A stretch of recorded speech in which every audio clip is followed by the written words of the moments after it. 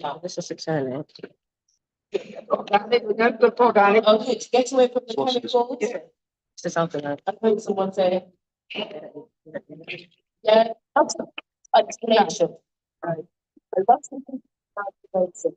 And so what you'll find is when you grow your own food, you know how it grew, what you did to it to make it grow. You're not putting pesticides on them.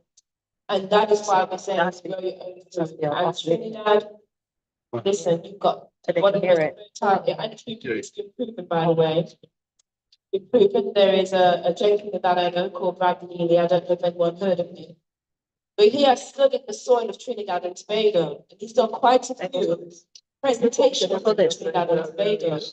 And he used to work with the Navy. He used to work with the Navy. And he tested the soil, and he actually said that Trinidad and Tobago has, I think he said, actually said Trinidad has one of the most fertile soils he's ever come across. True. That's what he said. True. And I've heard it said once. I know Brother James Luke said the same thing. You have fertile soil. If anyone's heard of James Luke, yeah, he said the same thing. I know there are people that says Trinidad and Tobago has the most fertile land that they've ever come across. And we know it because you could forget you spat out a watermelon seed, and then you go in your yard and you see a watermelon plant. Yes, that's true. You didn't water it. No. You didn't put no fertilizer on it. Because the land is fertile here. So what we're trying to encourage you to do is to grow your own food because you have the perfect conditions to do that. Yeah? Right. Has anyone seen this before? The circadian rhythm clock. Yeah. What we're finding, and I found in my practice, people are not sleeping at night. Okay. I want you to be honest with me. I really, really want you to be honest with me. I really want you to be honest with me. How many people go to bed by 10, they're in bed by 10 o'clock? I hear sometimes, yeah, I hear sometimes good.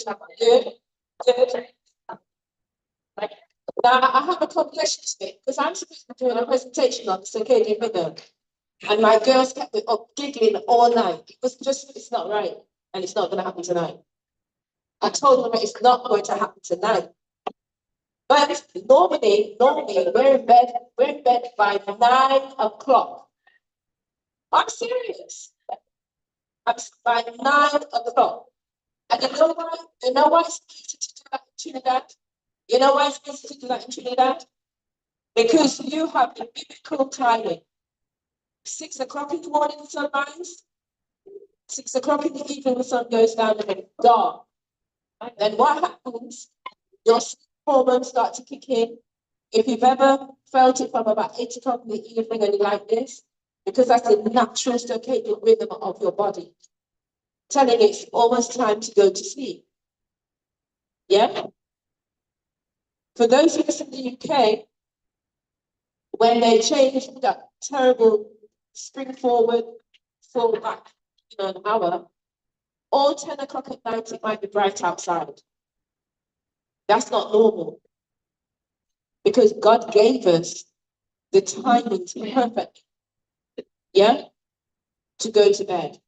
And so the reason why I've decided to put the circadian rhythm on the screen, and you can see the melatonin secretion starts, and that's what helps you to sleep. The reason why I put this there is because as you're sleeping, your body is healing.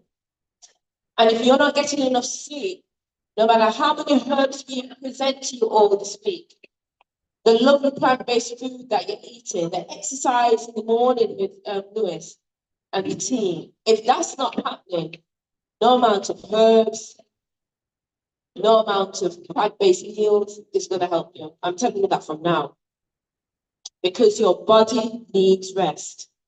Your cells, what happens with your body is that your body is getting rid of old cells. It's creating new cells. It's creating your hormones. And the adrenaline is one of them. Your liver actually helps to produce the hormones. All of those wonderful things are happening while you're sleeping. Your body is actually healing itself, getting ready for the next day. Even your brain is being healed. So all of these things happen between the hours of 9 p.m.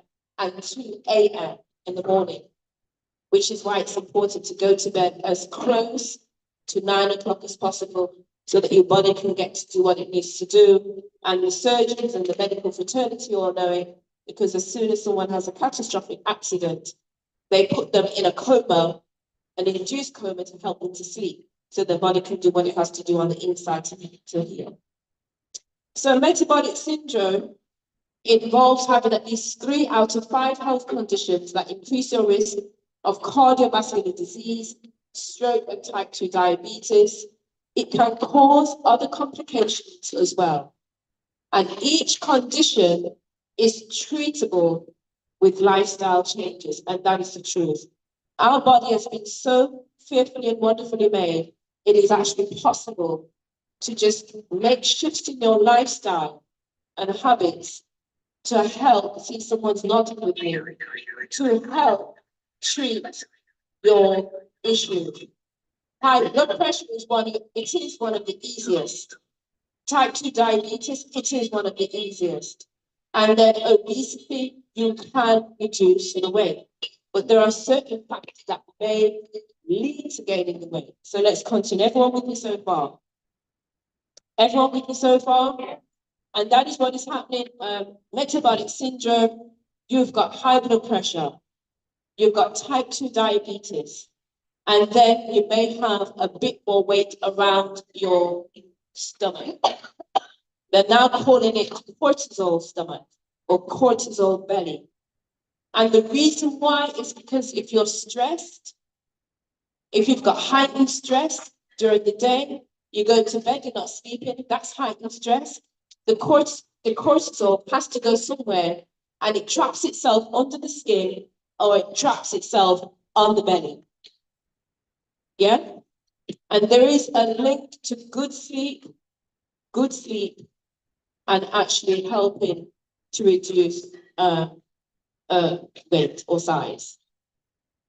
And here it is, metabolic syndrome. So for men, if your waistline is 40 inches or more, for females, if your waistline is 35 inches or more, then you may have these conditions, you will have metabolic syndrome.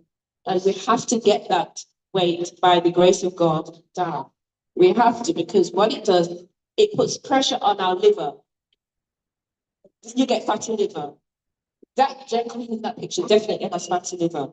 We cannot have fat around our organs because it puts pressure on our organs and it creates more issues. You with me so far? Okay. So elevated blood sugar, high blood pressure, abdominal obesity. We call it abdominal obesity. Some people are pear-shaped, which is that way. Some people are apple-shaped. But really what we're saying, you can be balanced in body. As long as you're balanced in body and you do not have that fat around your belly. You can be a skinny person and fat inside. Yeah? It's all about the fat in your body, around your organs. We need to get rid of that. And so, of course, you know what hypertension is. It's a common condition.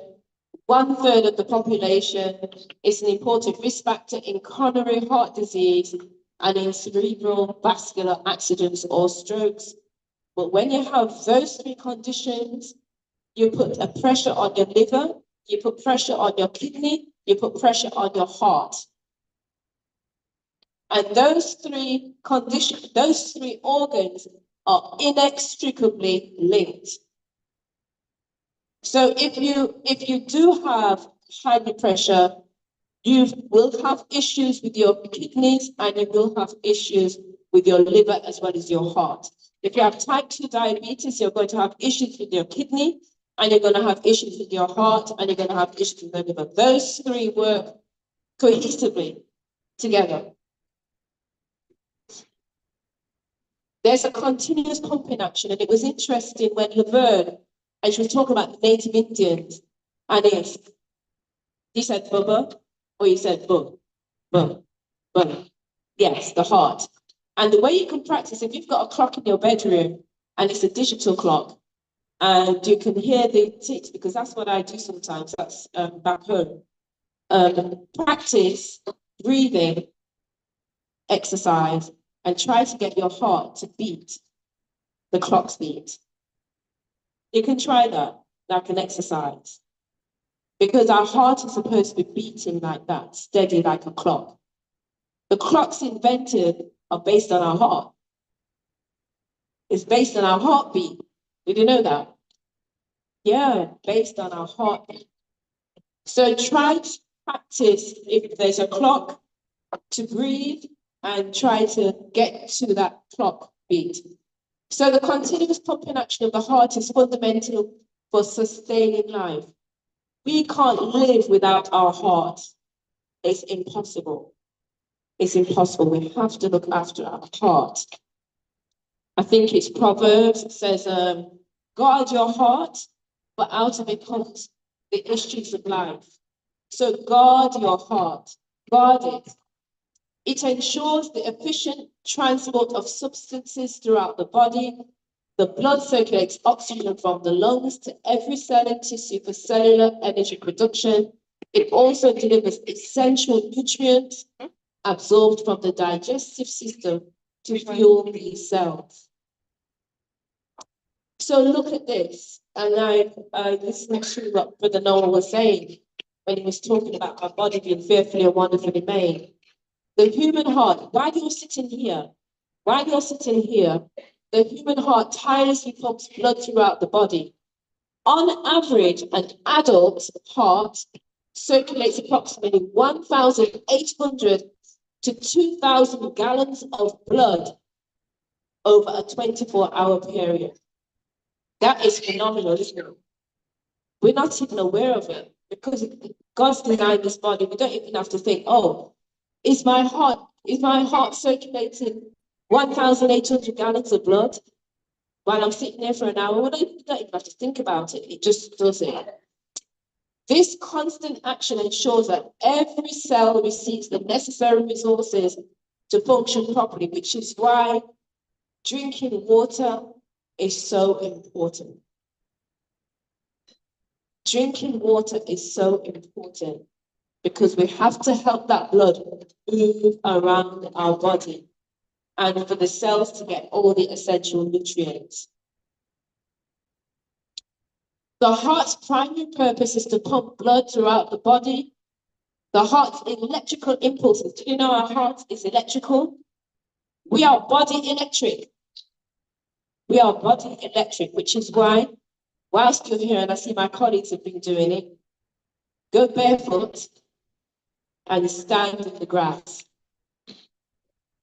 Because all of these devices that we have, the EMF we're exposed to, stand in the grass and you will ground yourself. And it's just beautiful. Just take it out your body. Just earth yourself. Yeah? You're looking at me like I'm crazy. It's true. Take your shoes off. Your feet have the biggest paws on your body. Stand in the grass and ground yourself. That's why when many people go on holiday and they walk to go to Tobago, or even the beaches in Trinidad, and they walk in the sand and they're barefoot, and oh, that's fantastic. That's because you're earthing yourself in sand, or you earth yourself on the grass, but you can't do it on concrete. Concrete, forget that. Yes. Oh, see, actually, I'll come to you. On the side, because I have a son that is on PhD, and that was part of the study. Let him all be able to take so that people to be prompt. Excellent, thank you, my dear. Did everyone hear that? This lady says that she has a son who has ADHD, and what happened was that was one of his therapies to take off his shoes and ground himself on the dirt or grass or the sand, because it does have that healing All right? So don't all rush through the door at once before lunch to stand in the grass. That's the challenge. No, seriously. I'm sorry? Oh, happy to speak, Sharon. Thank you for testing it out. So what I'm saying is, have you ever heard that saying, when they see someone, I don't know if it's in school or university or somewhere, and it says, yep, that person is grounded. Have you ever heard that saying? That's what it means. That's exactly that's where the saying came from. So ground yourself. Lovely, thanks for that. Yeah, so the heart's electrical impulses, we are body electric. When someone heart isn't beating right, they will put in what's it called, pacemaker. Exactly, pacemaker. You see the pacemaker, so it can go do, not do. It's not like that. That's why they call it pacemaker, because our body, our heart is an electrical organ, and that's why when someone has a heart attack, they rub this electric device together and go push, like the charging a car battery. Because we are, and God has made us so beautiful, we are electrical beings. So the heart's electrical impulses regulate the heart rate, which could be influenced by various factors. Listen to this: body temperature, emotions, and hormonal changes. So our emotions can affect the way our heart operates. Body temperature, have you ever been outside? Mind you, wouldn't be in Trinidad unless you travel. When you go outside and you're walking in the cold, you suffer from hypothermia. And what happens is people have literally died from a shock of cold and they get a heart attack and die. Does that make sense? So temperatures have a big factor in the way our heart operates, and hormonal changes, absolutely. For women, when we are going through that period of life, you will definitely need supplements to keep your estrogen levels up, because it's the estrogen that has always helped our heart beating well. So that is why women who are going through menopause and afterwards, they're more likely to suffer from heart attacks.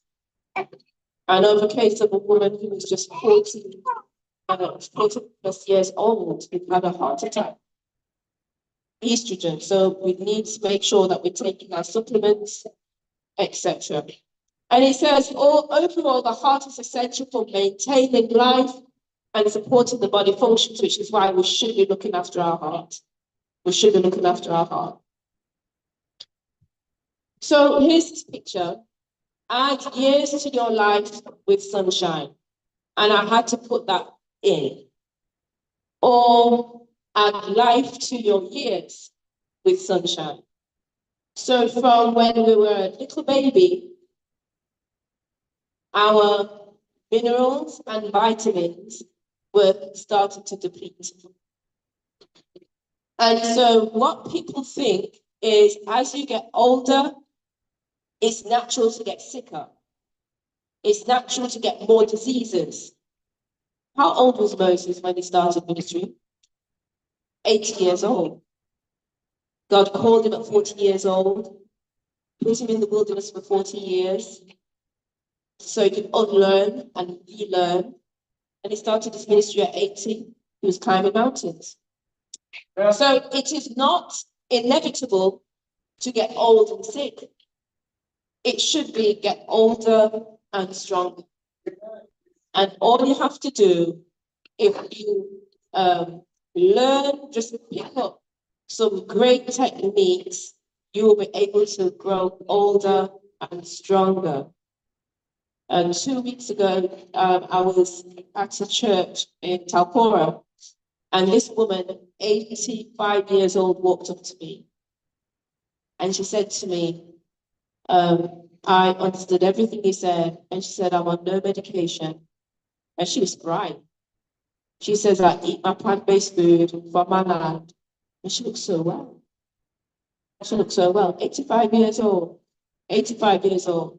So and girls, the little girls, as they start to enter into puberty, they need magnesium, calcium, vitamin D, potassium, because their body, they expel a lot more minerals than the boys because their body's getting ready for puberty. You understand? So we have to start training our children in eating right.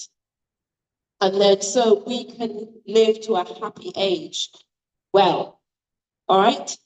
So add years to your life in sunshine, and I thought, I'm in Trinidad and Tobago, I'm going to talk about what they have right there at their fingertips. Right there at their fingertips. Okay? Vitamin D deficiency affects every part of the body. And what I found in my practice, there are people who I'm seeing and they're vitamin D deficient. That shouldn't be. Right, so it affects the brain. So you're more likely to suffer from depression, anxiety, schizophrenia, Alzheimer's disease, ADHD, and autism. It affects your immune health. It affects your lungs. You're more likely to pick up colds and flu, pneumonia, asthma, tuberculosis. It affects your pancreas. It affects your bones. It affects your muscles. And it affects your circulatory system. And that's scientifically proven. Vitamin D deficiency. So what I'm saying is that my beautiful people of sweet tea and tea, you should not be vitamin D deficient. But I know where you are. Where you are. Thank you. You spend a lot of doors inside. I mean, a lot of time indoors. You know, me and Errol, they call us the mad dog in Englishmen, go out in the midday sun. Well, we love the sun. And we were passing homes, and we can hear voices and says, there's people in there. But it's dark. The door's shut. What is that? What are you afraid of? The tarantulas coming in? What is it? I want to know what you're afraid of. Bandits, I hear about bandits. Huh? What was that?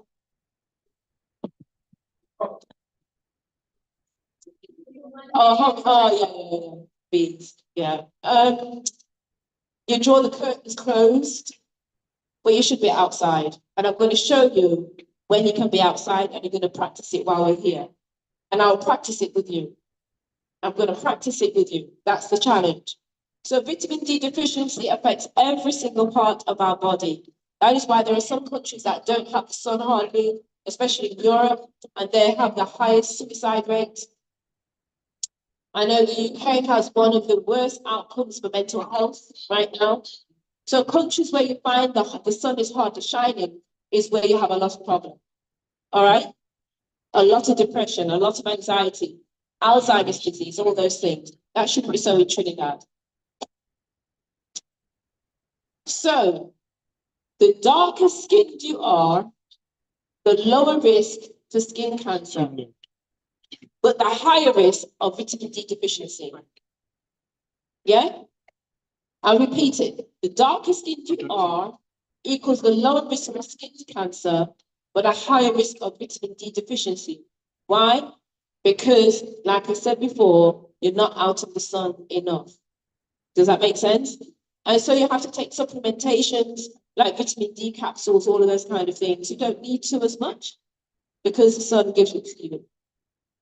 And the lighter skin you are, you have a higher tendency to burn. So the darker skin you are, you could be in the sun for 30 minutes, that's it. The lighter skin you are, you have to do it in increments of 10 minutes at a time. All right? Because the lighter skin you are more prone to skin cancer, possibly. So if the length of your shadow on the ground is shorter than your height, the sun is high enough in the sky to let UVB rays, and the UVB rays are the ones that penetrate onto your skin and turns the vitamin D3 that the liver has made into vitamin D. That is why. So you'll find that people who are not in the sun at the times it's supposed to be, that vitamin D has never been initiated. That is made by the liver. Does that make sense? The liver makes cholesterol naturally, and the cholesterol turns into vitamin D3 when you go out in the sun. That's how it's made. It's under our skin. So that is why there seems to be a high tendency of high blood pressure in Trinidad because we're not utilizing the sun enough also. Yeah? Are you with me so far? Our body makes vitamin D3. It has to be activated by the sun because it lies under our skin. You could research it, but that's the truth. So when you go out in the sun, that vitamin D3 is initiated by the sun. So you said our liver makes the cholesterol. Yeah. But then sometimes we go to the doctor, get the blood test, and then they say your LDL is high. Yeah. Because you are supposed, vitamin D is the one that actually helps to lower your cholesterol. There's other reasons you may have cholesterol crystals in your blood. That is because you're dehydrated. Because dehydrated, yes, come down, okay. Dehydration creates a whole lot of problems. Because it puts pressure on your electrolytes. It puts pressure on your electrolytes. When you're dehydrated, you'll find that there's too much force going to your body. When you're dehydrated, there's an increase of salts in your urine. And that is what causes that electrical force. And that's what causes high cholesterol.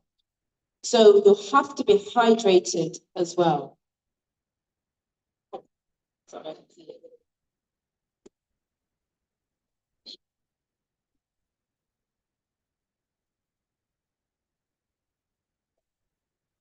Just want to hear that. Good morning, everyone.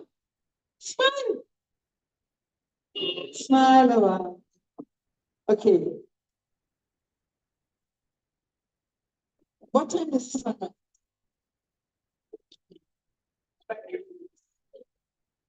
The sun begins rising after 4.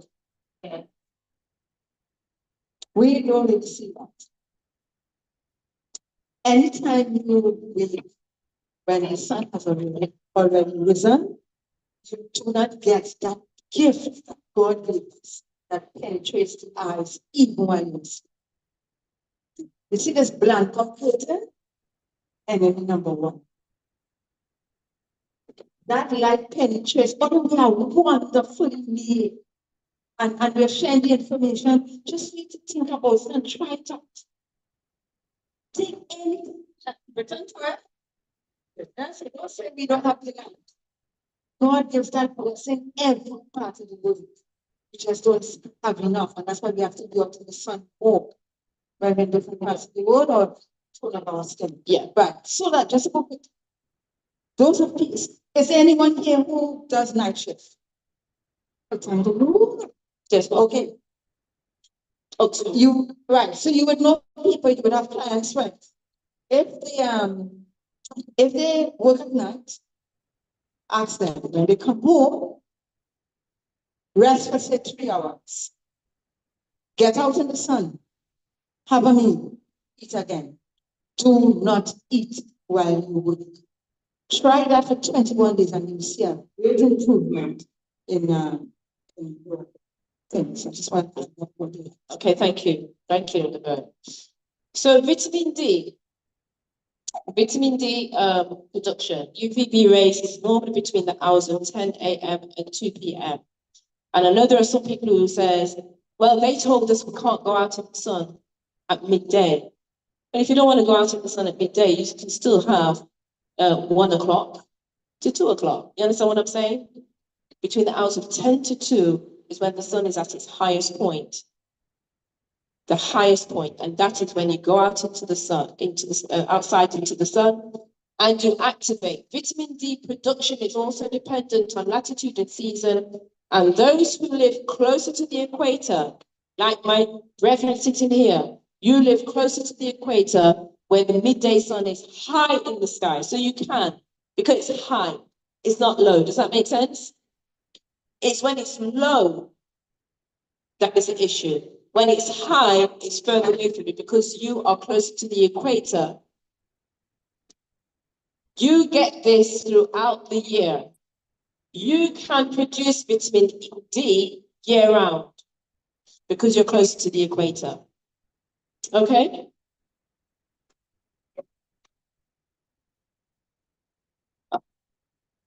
Okay.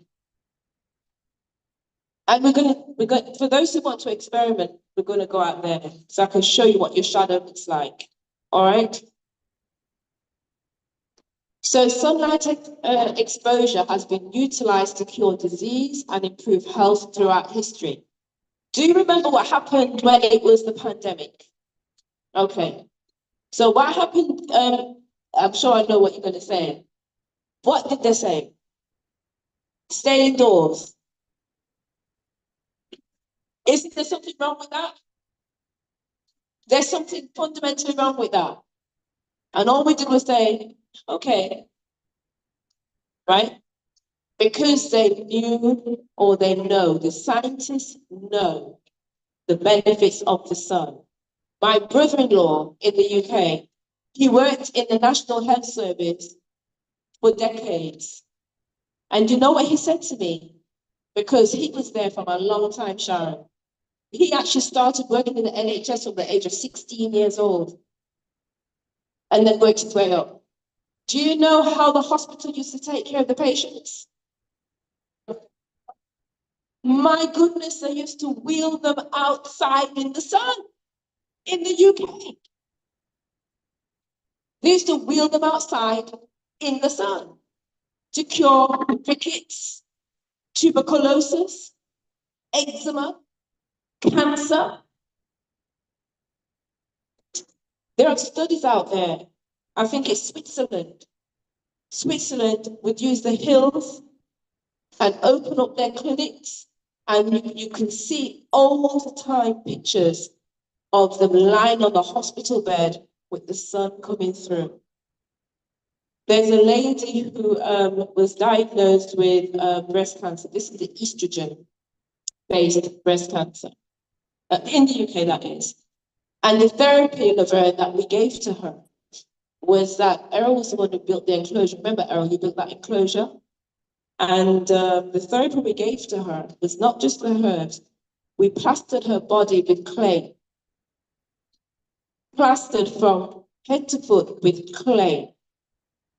And she sat in the sun for an hour. Yeah. Yeah, because the sun is excellent. She's still here. She's still here. And I think it's like, if I'm not mistaken, it's about almost 5 years ago. Yeah. I'm sorry. What was she sick with? Breast cancer. Breast estrogen-based breast cancer. So sunlight exposure. So they've been lying to us, brethren. They've been lying to my TNT brethren. The sun doesn't kill you. It helps to cure you. So throughout history, and it is still essential today. Heliotherapy, or the use of sunshine for its healing properties, began during the time of ancient Greece and Egypt, with sun exposure mentioned as a part of medication recipes, frequently used to address disease. And historical figures such as Hippocrates, the man who says, let food be your medicine, medicine be your food, considered the father of medicine, routinely prescribed sun baths. Do you know what they're prescribing in the UK? GP surgeries now. The GPs are actually prescribing that people go into rural areas where the sun is and where greenery is to improve their mental health. You hear what I'm saying? You've got all of this wall to wall for free, everything. Okay, it's just how you use it.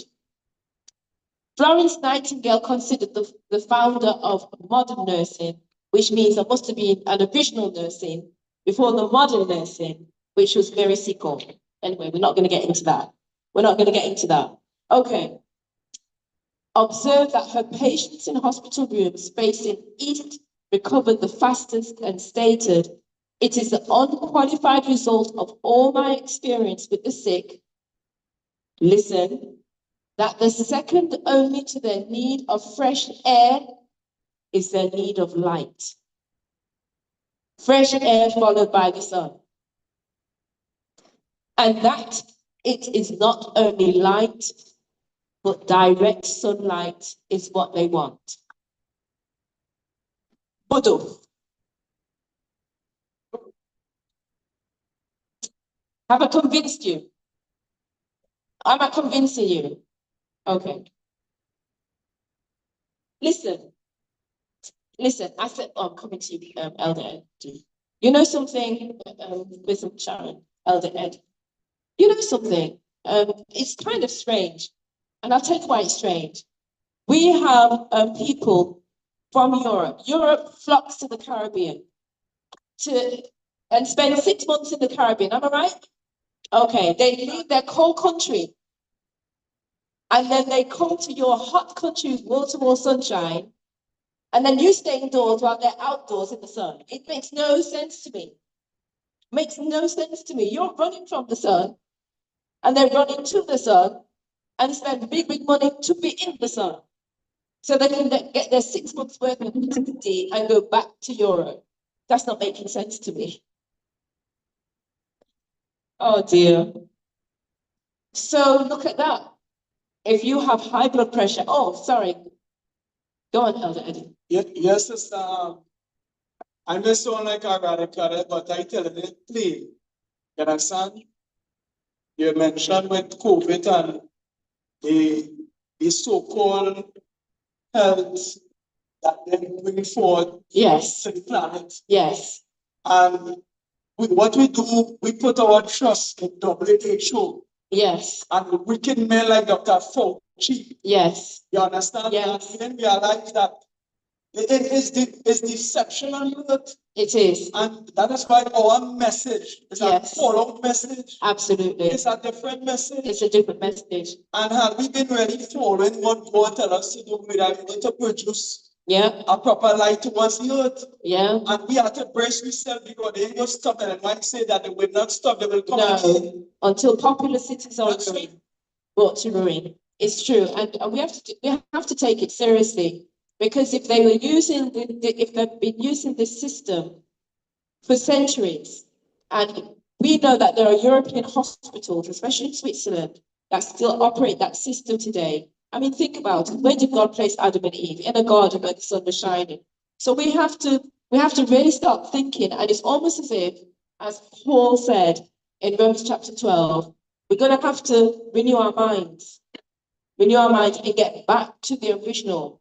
It's only when we go back to the original we'll realize that the system that exists now doesn't work. And I know it doesn't work because I've seen people who are on blood pressure medication and they're on diabetes medication and their symptoms are still not improved. It's still not improved. What's going on there? Because your body was made in such a way to eat the right things, exercise, implement some lifestyle changes, and your body will recognize that more than a foreign object. That it delivers kind of saying, well, what's this? What am I trying to process? You put pressure on your liver, you put pressure on your kidneys, and you put the pressure on your heart. Yes. Oh, you wanted to say something, Deborah? Oh, sorry. Okay, go on then. I'm hearing you.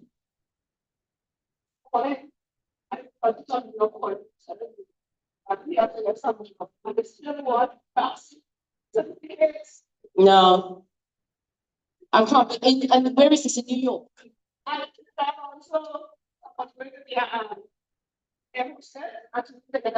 Okay, so Deborah, isn't it? Miss Deborah said that her cousin called her from New York. She wants to be an air hostess, and they said, and even in Trinidad. Ah, I see. Trinidad still wants a vaccine certificate. She can say no, because according to them, it's not necessary. No, she needs to stand her ground. She needs to be a rebel like me. She needs to be a rebel like me, because I'm a rebel. Sonia, you know I'm a rebel, right? I'm a rebel. Oh. So you can lower your risk of cardiovascular disease, heart attack, and hypertension. Research suggests that avoidance or lack of sunshine, so you see I said avoidance because most of you like to lock up indoors, but the research suggests that avoidance or lack of sunshine may be a risk factor for increased blood pressure and death from heart attacks. While the large cohort study found that compared to women with the greatest amount of sun exposure, women with low sun exposure habits had a 41% higher risk of hypertension, as opposed to women with moderate sun exposure had a 15% higher risk. So if you are in the sun, it helps with your blood pressure. When I first came last year and I went into the sun, do you know what I felt? I felt my heart beating. It was so pronounced. I knew that sun was actually helping the blood flow through my body, which is why we use infrared therapy. If you've ever heard of infrared therapy, that's like a red lamp therapy with the heat. It mimics the sun. And we use infrared therapy with cancer patients or people who are not well. We would do infrared therapy on the liver and on their kidneys, because what it does, it helps to get the blood flowing to that area. You understand? So the sun has the same property of helping your blood flow. It's beautiful. Okay, let me move on. I'm not going to go through those are herbs. I'm going to go into this because this is now the 11th of November. That should say 2025. Yes, 11th of November 2025. And this is the International Diabetes Federation. They have collected data showing that 40% of adults in Trinidad and Tobago are overweight or obese, which represent a significant risk factor for type 2 diabetes locally. And that is why we have to try to reduce. According to the International Diabetes Federation, the prevalence of diabetes is between 12 to 15% of our population, with at least 150,000 people having the condition. But Dr. Chad Misamba, who's a diabetes specialist and an endocrinologist, said this number is likely to be much higher, as a significant number of patients with diabetes in Trinidad and Tobago remain undiagnosed. Remain undiagnosed. So many of us may have type 2 diabetes and we don't even know it, which isn't good. But you know what I've always said to people? Be your own doctor. Get the diabetes kit. Test your sugar. Before you eat, test it after you eat. 2 hours after you eat. See what your blood sugar level is. There's no point taking it 2 hours after you eat because it might be high. About 2 hours after, test your blood sugar. I test my blood sugar. I test my blood pressure. You have to do that. Be your own doctor. Be your own doctor. Try to be your own doctor. I'm telling you, it's important because then you will know. You will know what that means. You will know what maybe you have to do. Does that make sense? And I think I'll leave it there, but we're now having children. We're now having a surge of cases of type 2 diabetes among children and young adults below the age of 40 in Trinidad. In Trinidad and Tobago. In Trinidad and Tobago. What do you think is the issue?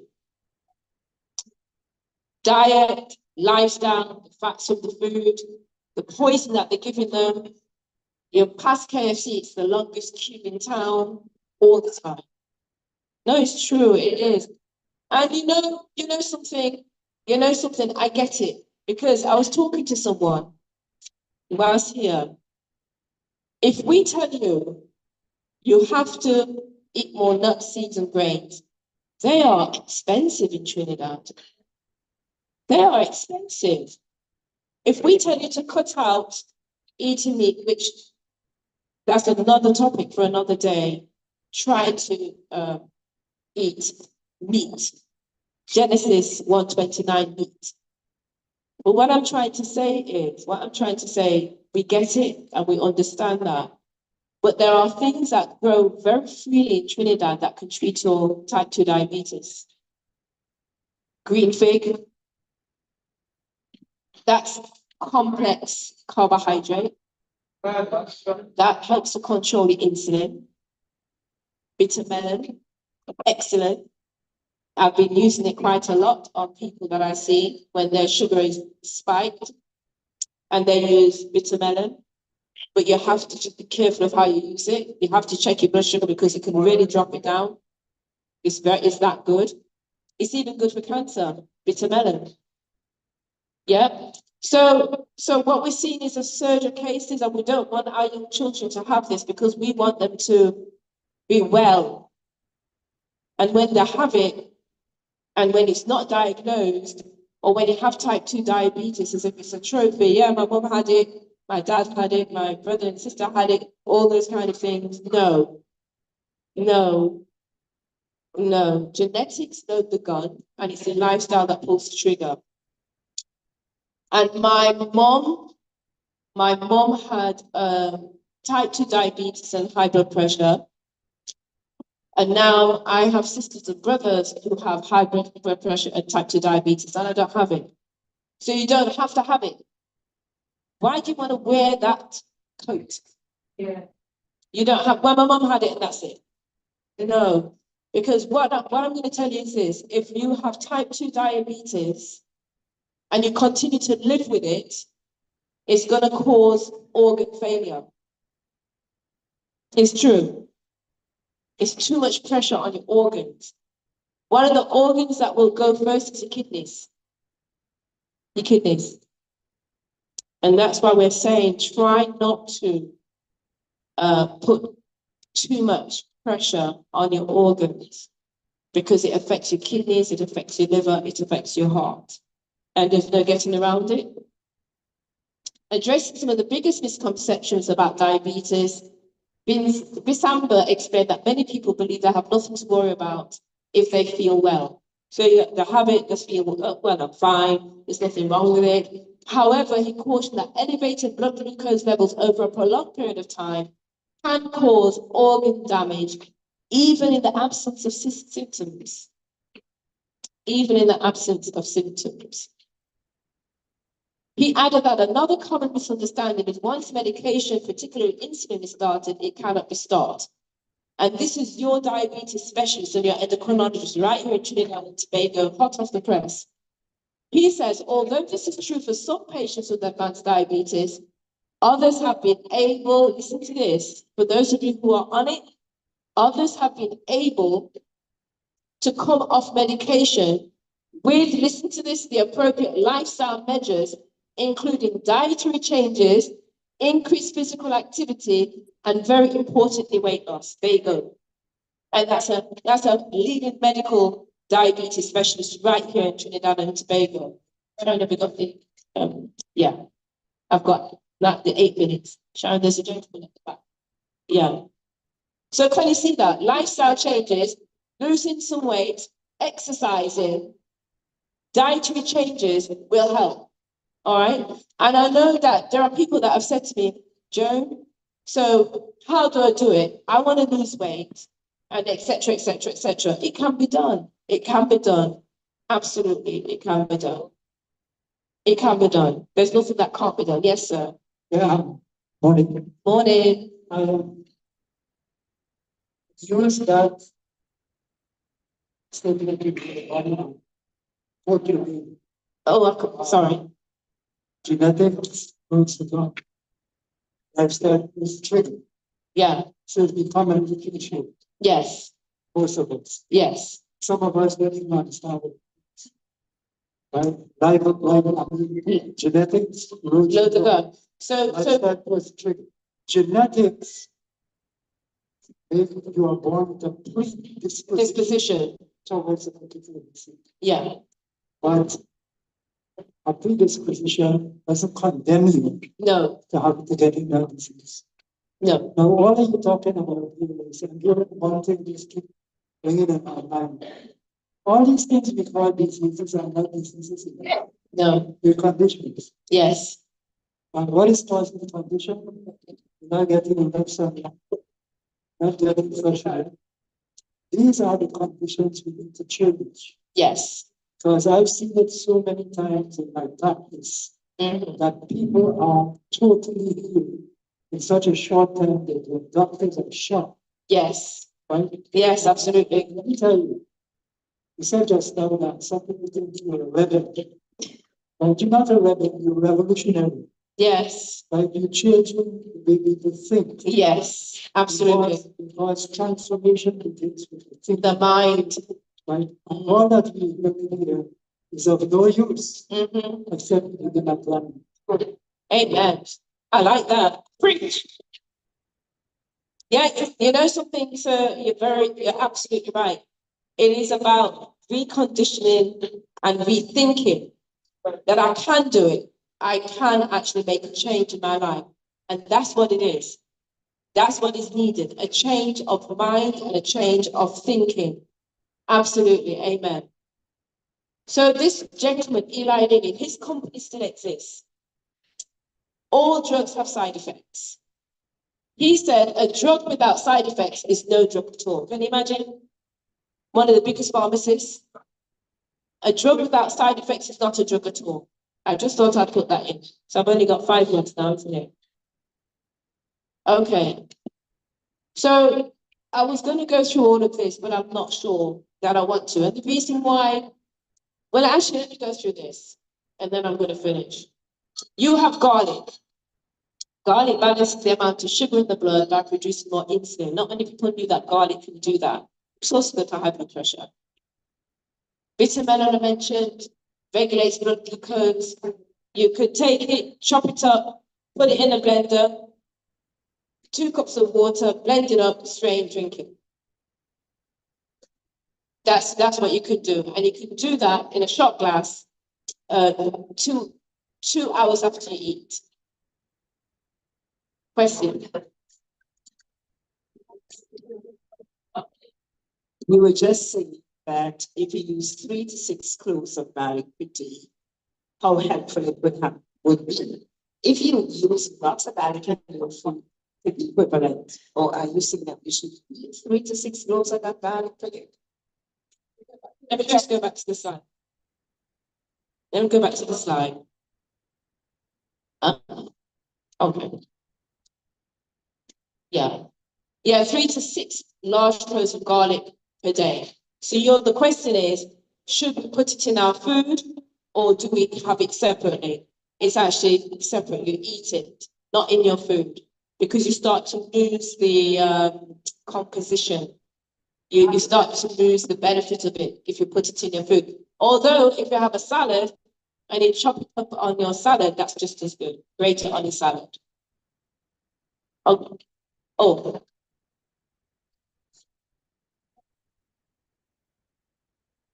Cinnamon is an antioxidant. Excellent. 2 teaspoons on a day. You must put a teaspoon. Ceylon. Yeah, the Ceylon cinnamon is what I like saying to the important one. Yes, I have a question. Yes, my question is that I'm really one that yeah, it is. And you're correct, you're correct. So not too much. And what we're saying is temperance. You don't have to worship something all the time. All right, that's what it is. Sorry, Sharon, there's a thinking.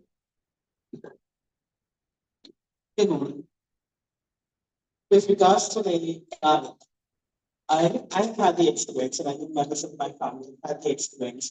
When you use the garlic by itself, it makes you feel very good. Yes. Actually pulls. Is that a positive or negative, and how can you counteract? It depends how much they took. I know some people what they do, they put it in some honey. I'm not sure. What are your thoughts on that, Laverne? I know I've actually had different strengths of garlic, by the way. I found some garlic is more stronger than others.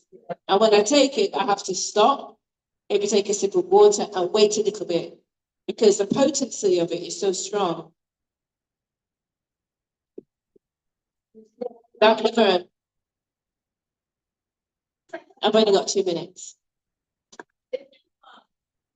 If you crush your garlic and you see the oil in it, also, it's strong. Yeah. Sometimes you crush garlic and you see nothing. Once you cook with garlic, you're getting other things. You're not getting the healing properties. More than 1 clove of garlic for anyone is too much. Okay, just learn that. And you see the oil, use garlic with foods. It lowers the blood pressure. You need food inside to absorb that. It's blood. Then That's why then. be wise. Amen. Okay, thank you. And just quickly, stinging nettle, you've got stinging nettle, that helps to lower blood sugar. Stinging nettle helps to lower blood sugar. It helps the pancreas make or release more insulin. And then oatmeal. Oats is very good. Oh, and by the way, if you want to make smoothies, if you like smoothies, when you put chia seeds in your smoothies, the chia seeds help your body to process the insulin. What it does, it just slows down the rate of the sugar spike. Chia seeds in your smoothies. So have chia seeds. Oh, so what did he say, Connie? So, okay. Okay, okay. So that's it. That's it. So I finished on time. Yes, Debbie. Yes. In fact, on Friday, I'm going to give you a recipe because you've got Bodhi, you've got some nice string beans here and some beans. I'm going to give you a recipe to make a soup. It's called a diabetes soup. A diabetes soup. So you can make soup that helps to control your diabetes. So we'll have more of this conversation on Friday. Thanks for listening. Thank you, Sister Joan. So if you're a day delegate, you know you have to be back on Friday. But to be honest, you have to be back tomorrow too if you can, if your boss lets you take the time off. So thank you so much, Sister Joan. It's been very informative. For some people, it's been a refresher. And speaking of refresher, we have a message from the kitchen. If you have a cup, your own beaker, your own cup, and you need water, please use your own beaker. And then there's the thing, you press the button and then the water comes into your container. If you don't have a cup, keep your water bottle because we are running out. We're not going to be replenishing the water bottles. So that's the message. Okay, and please don't be leaving water bottles all over the place. Thank you very much. We are going to invite you to just stand, stretch, reach up, and touch toes and then sit down again after Edgar speaks. Good afternoon, everybody. I hope you enjoyed the conference.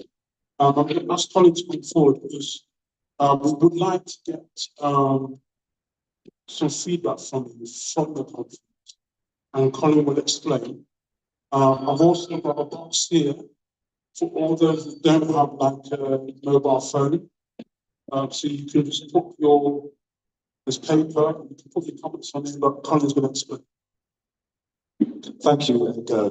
So, listening to that, wasn't that fantastic? Listening to Dr. Joe, and matter about the whole conference, the whole great night. Yeah, fantastic. But sometimes, certain things can be made better, particularly if you would want a repetition of this conference again next or some other time. But how can we make things better? By listening to you.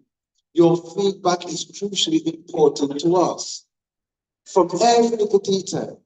So I'm going to ask you to do preferably this main thing. Take your phone, go to that QR code on the screen, and after every presentation, every workshop, even every meal, what feedback would you be able to give? So use your phone, use the camera, use your phone as best you can. If you need help in doing so, please do ask. That will take you to a page where you can, bit by bit, over a period of time, leave your feedback so that we can improve from here on. If you're not able to use your phone, then write your feedback down. But better still, If anybody wants to play, you can write it down, but we just have to then take what you've written down and put it into the website. Third thing that you can do is to record, even verbally record, and send that information in. So please, after every session, we'll put the QR code up there so you can give your feedback each and every time, because your feedback information is important to all of us so that we can grow and do better and better each and every time. God bless you.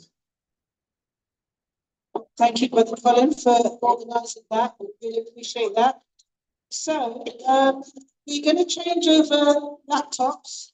So you have that time to stand up, stretch to the ceiling, and reach down to the floor, and just move, because you've been sat for a very long time. So please make the most of the opportunity. Okay. If you feel that you need a bit of sunshine, you have 1 minute to do that. That will mean that how many minutes are we supposed to be getting sunshine each day? If you're darker, 30 minutes. So if you go outside for 1 minute, you've got 29 minutes left to try and get sunshine.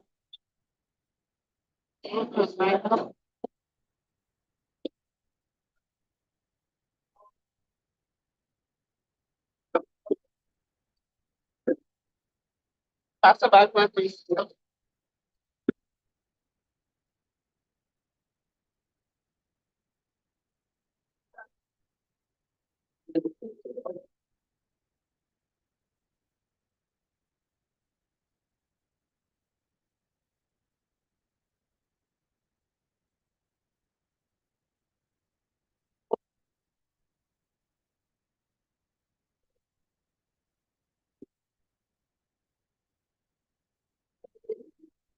Okay, as you're stretching, relaxing, you have about 30 seconds left. Now, can I just see a show of hands of anybody who does not own a gut? Anybody who does not own a gut? G-U-T. Okay, all hands are down. Marvelous. That means this is relevant to everybody in here. Thank you. Gut health coming up in a few seconds.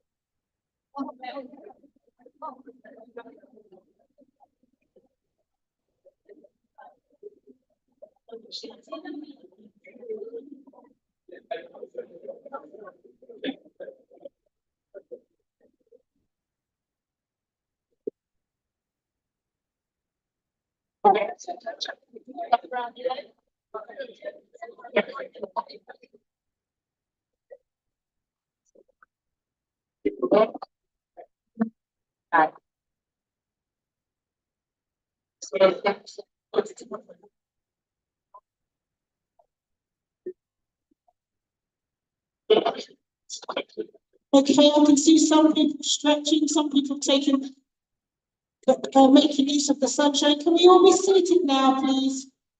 Everyone return to your seats. Quietly.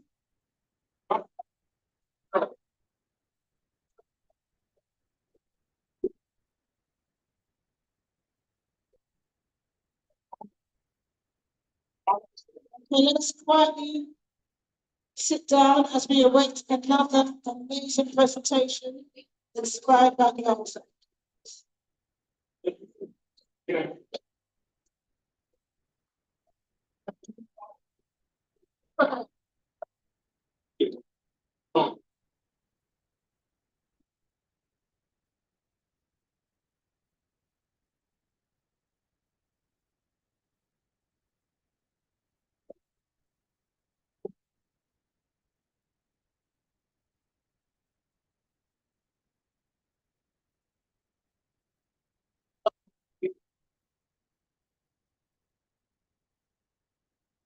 Okay, everyone, it's time to take your seats now. Thank you very much.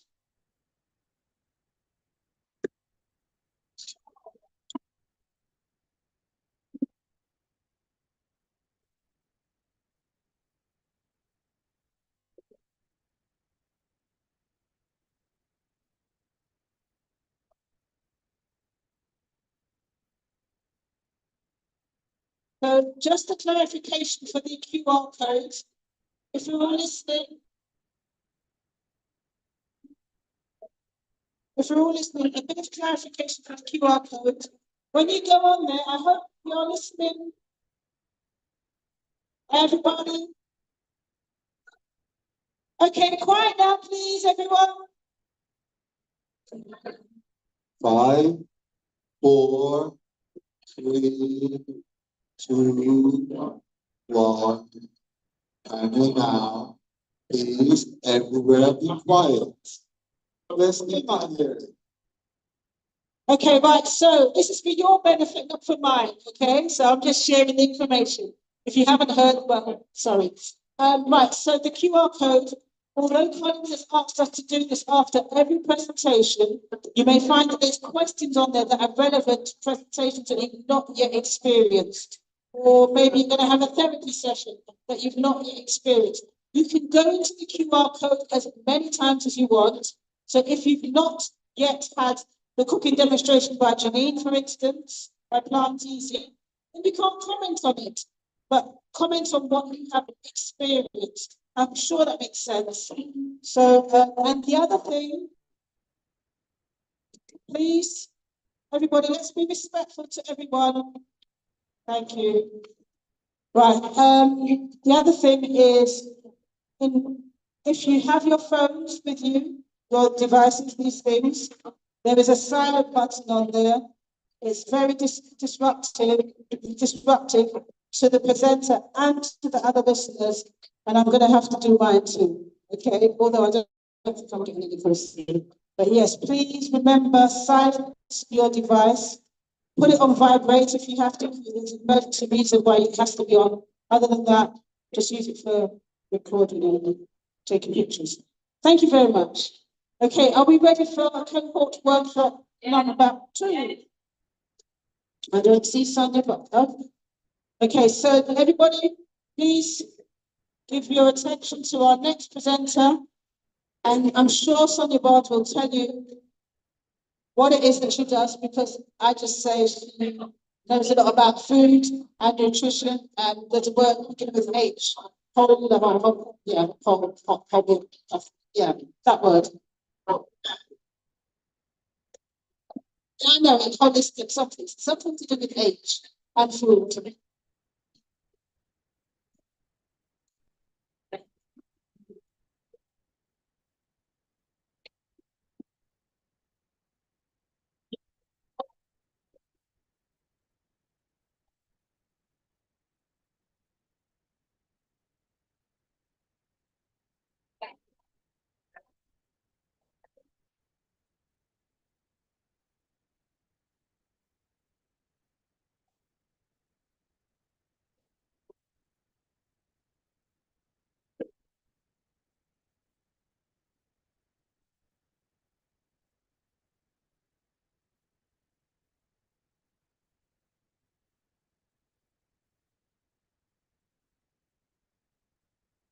Good morning, good to see you all again.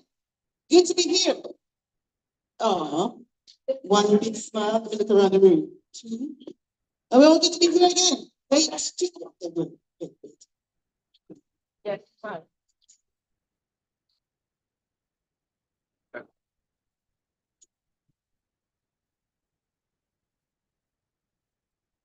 Thank you for all the support. It's really appreciated. So, today, now, this is a 2-part presentation, right? So, we're planning to be here on Friday. Encourage you to be here, right? We're talking about up-leveling your health. Up-leveling your health. The power of your second brain. Just waiting for the slides to go up. The power of your second. For those who are not probably familiar, which I do think we are. What do you think am I going to talk about? The second brain. Gut. Are we all on the same page with that one? Gut. Yes, right. And where is our gut? Not a foolish question. Where is our gut? The belly, the stomach. And any other takers? From the mouth to where? All the way down. Large intestines. Right, okay. Part of the digestive system. Okay. Thank you for your responses. And I expect that you can respond when I ask these questions as we go through. This is going to be an interactive session, of course. So, who is standing here though? You see me up here doing all sorts, running around since Monday. So I'm Sonia Barnes-Tucker. I'm a naturopath, nutritional therapist, but also a gut health practitioner. So I like talking about the gut. Why is that though? I'm amazed. Now we know we serve a wonderful, merciful, powerful God. That's standard, right? We know we do. When I found out about the gut, about coming up to 8 years ago, really about the gut. When I talk about the gut, I must talk about the microbiome. Heard about that word? Yes, good, we're on the same page, good. So I want to elaborate more. And what the microbiome is, it's an army on the inside of us. And that army is at work, day and night. When you woke up this morning, you know, sometimes you wake up and think, oh, the day is just going to be, can't be bothered. It's going to be another sad day. You may look outside, and now Trinidad is accustomed to seeing sunlight.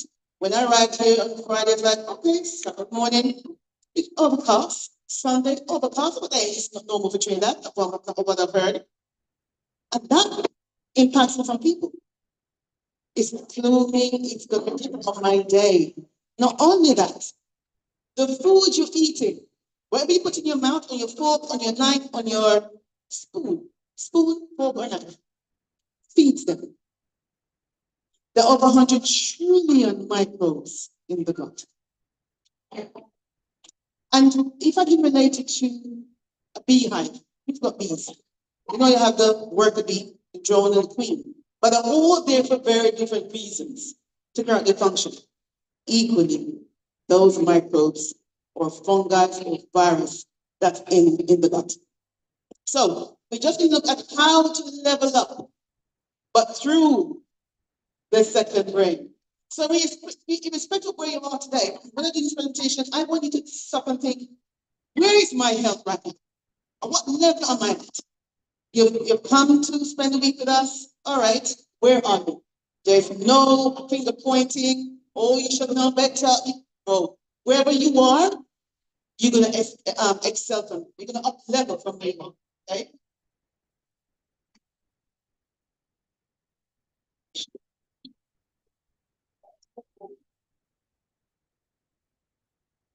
Beloved, I pray everywhere you may prosper and be in health. In every way, you may prosper, be in health. Even as a soul prosper. You know that it's very, very well too. And so, it's saying to you the obvious is for you to get better, to heal, to uplift, you already have that system because God has placed it there within. We are fearfully, we are wonderfully made.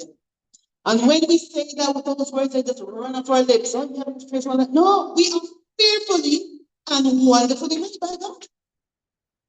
When we talk about our microbiome, the things that now research are finding out, but kind of inspiration, the prophetess, she spoke about that many years ago.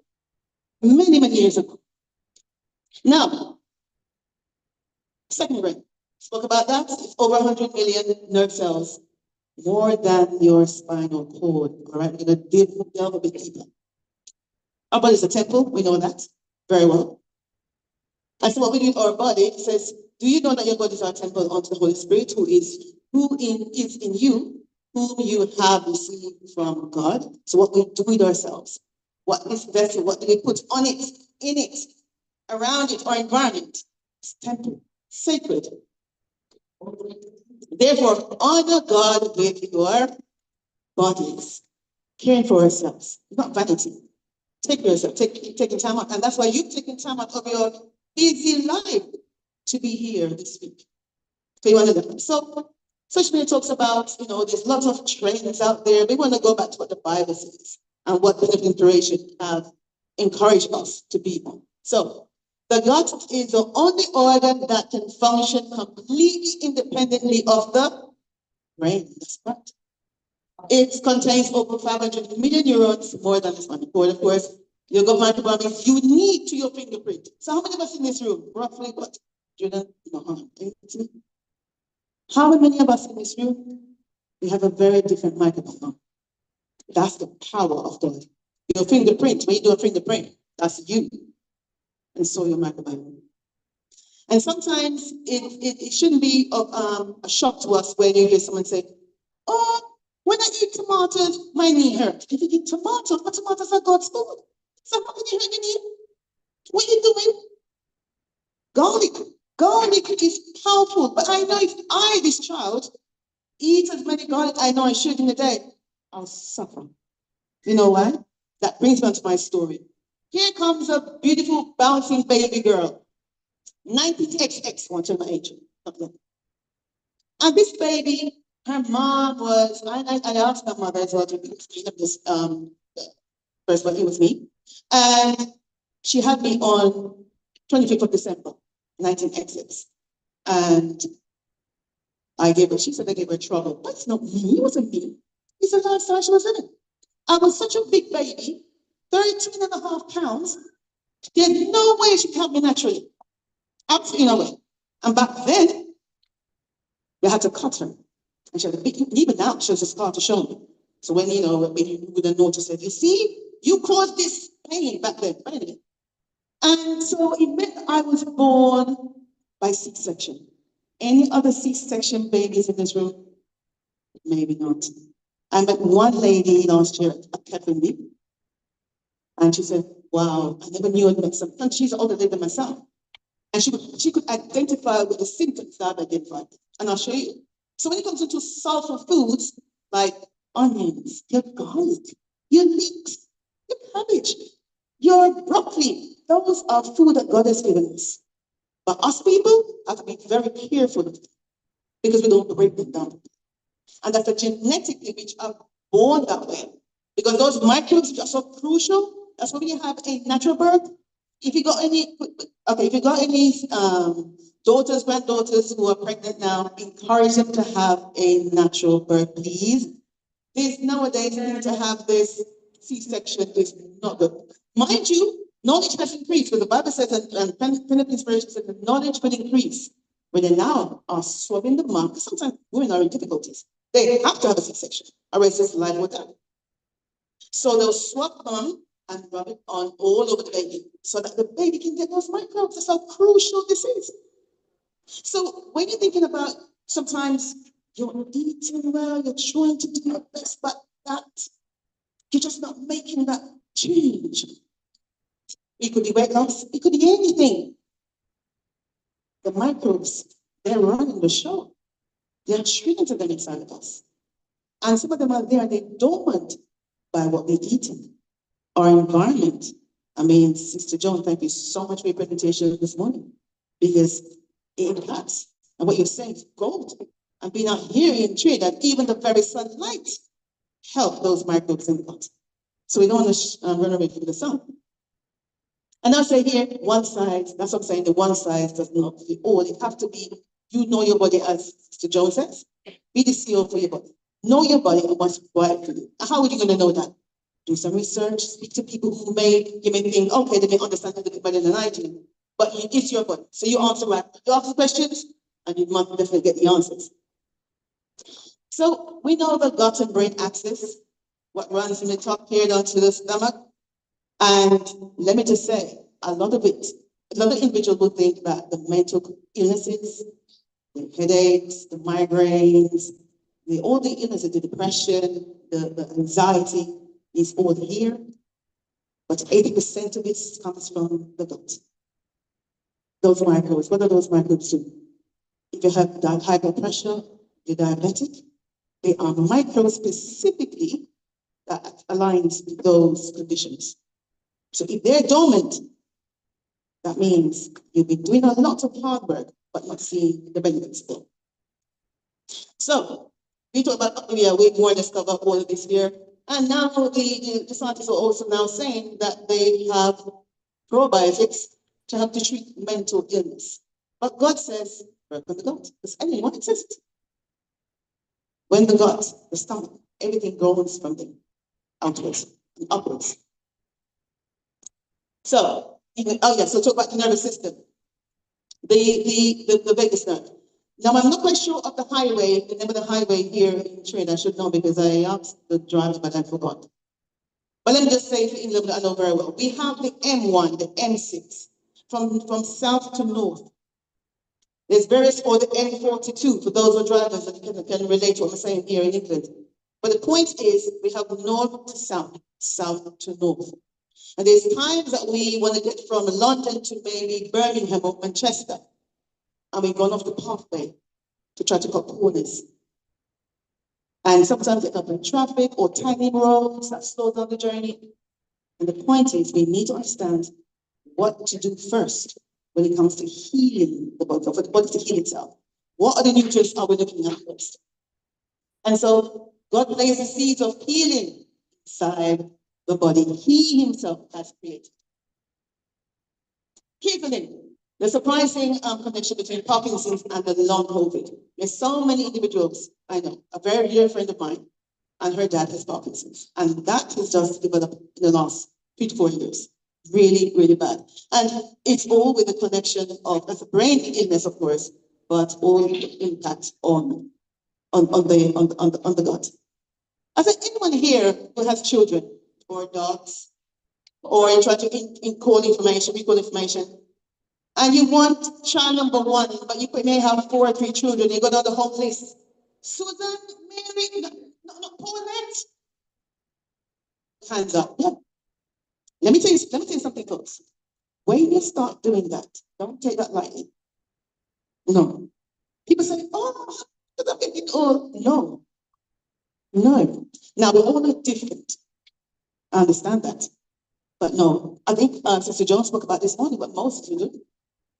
There's things that we can do for ourselves. And I love it when it says knowledge has increased. There's things that we can do right now to help ourselves. So we can recall information quickly and not losing night's sleep. That's another thing I'll come on to later on. Yes. But Parkinson's, it's quite late. The gut helps us to make decisions. Now, how many of us like to go for exercise? Yeah, good, fantastic. Let's see the hands. Not all hands. I'm seeing no judgment here. We just share information today. Just sharing. We know there's microbes in the gut that will make a decision not to go walk. And that's why losing weight, stop eating sugar, cutting down on certain things is not willpower. And you beat yourself up. Why am I so this? I'm craving. I know better, should do better. So what is it? What is it with me? And you beat yourself up. But there are microbes in the gut that's dictating. And so I remember I used to go to work, and every Sunday it's a new change for me. Okay, when I go to work on Monday, because I used to work in an office where someone's birthday, the cakes, the sweets, you name it, out. And I'll say, okay, I'm not having any. I'll walk into the office. They're going to count what it normally is. Oh my goodness, what is people do these things? And then I'm fighting already. And I'll tell myself, no, Sonia, you need to be strong. Willpower, where is it? Because I love sweets. I'm a sweet tooth. Okay. Walk up, keep looking back and forth in the tiny cabinet, back and forth. At the end of the day, I just have one. It won't hurt, just have one. It's not willpower. It's a microbes. Making decisions, and that's a fact. Your social trust. In a study 2024 study found that change in the gut microbiome through diet directly altered people's decisions in social settings. There's some people who are very shy and anxiety takes over sometimes. They don't want to be in large crowds. So that could be like a baby, that's just them. You know, that's just the person is. But sometimes when it's an extreme need to ask a person, how's your gut? And my new logo, my new slogan, your gut is talking, but are you listening? Your gut is talking, are you listening? And a lot of the times, the gut whispers to us but we're not hearing it. You know, when the gut starts shouting at us and we listen and we go to the doctors. It could be a knee pain. It could be a rash on the skin. It could be headache. You wake up one morning, oh, my shoulder hurts. And you haven't hit the shoulder, you haven't felt, but that shoulder is hurting, or that side or the back. The gut has been whispering once, but they can hear it until they start shouting at you, sending messages. So someone said this morning about the conditions, that the disease doesn't exist. I say the body sending messages. These are messages for the body. So I totally agree with that. So moving on. This slide, if anything, today, you receive nothing else, this one.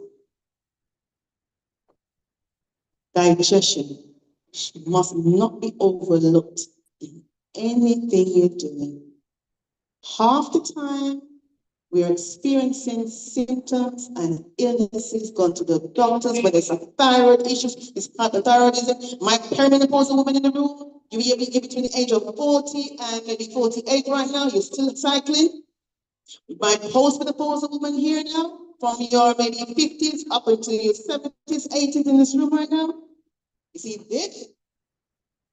Silent reflux, acid reflux, nutrient malabsorption. Because guess what? We're eating the greens and we're eating that nice, but we're not absorbing that food. And when the car doesn't have the right fuel in it, well, I haven't done it yet, but I've heard people put the wrong fuel into the car. You're driving along a car, not driving smoothly as it would, as it should, because it has the wrong fuel in. Acid reflux, nutrient malabsorption brings depression. Talk about the gut, aren't we? Right. Bile acid dysfunction, that is a very much overlooked one. Toxins build up. A lot of people say, I've got toxins in my body. I need to do a detox. And them do the detox. But are they targeting the bile? I call it unforgotten, or the forgotten fuel in the body, the bile. That thick. And sometimes some of us lose our gallbladder. And so the liver makes the bile, but the gallbladder is not there as a reservoir to keep it there. So when you eat your fats, it trips out, the tap turns on, you get your bile out, that break down your food to your fats. That individual would more often have tummy problems, symptoms. But God says there's hope. Where is life, there's hope. And what I'm saying here may sound doom and gloom, but there's always hope. Because God's not going to leave us in this way. He will not leave us in this way. So there's hope. And that also can bring anxiety. What about the gastric malfunction? A lot of people on PPI. If you're on PPI, don't put in your common signature on PPI, proton pump inhibitors, because you've been told you have too much acid in the gut, in digestion. And so they give you PPIs, or you take something called Tums. Not quite sure what you may have here in Trinidad, but to lower the gas. You've got Tums on it, right? You take those to dampen, but that's not it. The body's so clever. It's not going to make more than what it should. When you start taking those things, proton pump inhibitors, the body thinks, oh, I need to make a little bit more. And that's why individuals find it so hard, very difficult to get off those medication. And let me tell you something. The negative effects of PPI is as long as my arm, the list of things that can happen to you. Put yourself at risk. And people still on those medications for years. And your brain goes after. The brain goes. Because we don't get the nourishment. You're dampening what God has put in the body. But there's ways of to do that. And so, gastric malfunction, B12 deficiency, crucial also for the body. And that also brings memory problem. I'm not going to scare you. I just want to share with you. Take care of your brain. Take care of the brain. The gut and the brain links together. Take care of the brain. Because when we lose our mind, we lose our brain, it's our mind. What happens to us? I'm actually first-hand experiencing because my mom now has dementia and Alzheimer's, and that's very difficult to deal with. Very, very difficult. And here's the thing. There's 4 of us girls. I'm second in line. And we said to ourselves recently, listen, if we don't, so coming back to lifestyle and genetics, my grandmother had it, my mom now has it, us now, second, next in line, us 4 like girls, we have to fix up. We have to do things differently, or else we're walking on the same path. And this is where we have this generational illness. Some say, oh yeah, granny had it, auntie had it, so no, we need to change and do things differently. You have a question?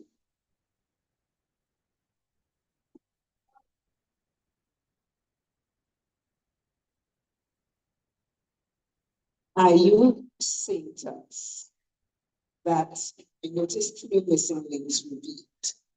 Silent acid reflux will lead to nutrient malabsorption. That's what you see, which will finally manifest itself as depression. Is that what you're saying to us? Yes. Oh, okay. Okay, sorry about that. Yes, that's exactly what I'm saying. If your body is not receiving the nutrients, eventually that will be the outcome. As with anything else in the body too. Unless if you walk on your knee on the table or the bed, foot, the ankle, those are like physical accidents. But where, maybe food is medicine. Food is not just calories. Oh, I need this calorie. No. Whole food, plant-based whole foods, medicine to the body, to the cells. All right, let's move on quickly. Look some more slides. Yeah, but these are very, very, very so when I mentioned about the north to south, up here, start up here, start eating up here, and you work down to whatever is your daily. I'm going to skip this one. Talks about the gut, talks about the brain, of course, the immune system. We know 70% to 8% of the immune system is in the gut. We're quite familiar with these. Yes, we have this knowledge already. I'm sure we have. Let me skip this one. Here. Yes, the liver, yes, they're all connected. These are what I call the central command. They all form part of the gut. And connection of how we use information, break down our foods. And Sister John mentioned quite a bit earlier. So for the seminar, we talk about the true balance in the mind, the body, and the spirit. So with the mind, or thoughts, or emotion, mental health. Romans 12:2 talks about the renewing of the mind, stress, anxiety, and peace. The body, physical health, nutrition, honor in the temple. This is like a summary. And of course, spirit, prayer, faith, connection with God, abiding divine of God. Joy, purpose, and healing are all 3 together. That's why you're here, and that's a theme for our health conference. So I'm checking with you, and that's a personal thing right now. A quick health check. From 1 to 10, rate yourself right now. Rate your mind. How are you feeling? You're in your body physically. How are you feeling from 1 to 10? And your spirit to aspects. How connected do you feel to God and your purpose right now? And the reason why I want to do this is for you to do some self-reflection. I suppose we just keep talking to you, do some reflection. A minute. Just checking with yourself, self-check. Because when our body is not well, we cannot then hear clearly from God. And we're living in a time where we need to be making some decisions, crucial decisions for how we continue our pathway with God. It's a crucial time. We hear, from when I was quite a wee child, I'm hearing Jesus coming. Jesus coming soon. He's right here at the door. So how you put, and that's just for you. You don't have to feed back this results to me, but to yourself. How are you feeling? Aches and pains? Someone said yes. Yeah. Pain in the back, low back pain, knee pain, hip pain. What about the gut? bloating, acid reflux, burning, heartburn. What about constipation? And on Friday, I'll be talking a lot more about the other illnesses, like, you know, that affects the lower part of the body. So from the waist down. So, you know, anything to do with, someone mentioned yesterday that they have a chronic autoimmune disease. That's another thing too, because when the immune system is not working at its best, you will have an autoimmune disease. The thyroid, but the thyroid works very closely with the gut. Hypothyroidism, hyper. If someone here wants to lose weight for years and just not losing that weight, do you know God has made a microbe cell in the body that's responsible for weight loss? The GLP-1 is in the gut. Now, but other people in England right now are taking injection to lose weight. The statistics are quite high. It is a microbe, it's a cell in the body, in the gut, that does that. So, we're talking about the second brain. We're going to go over that and skip these. Oops. Yep. How happy are we this morning?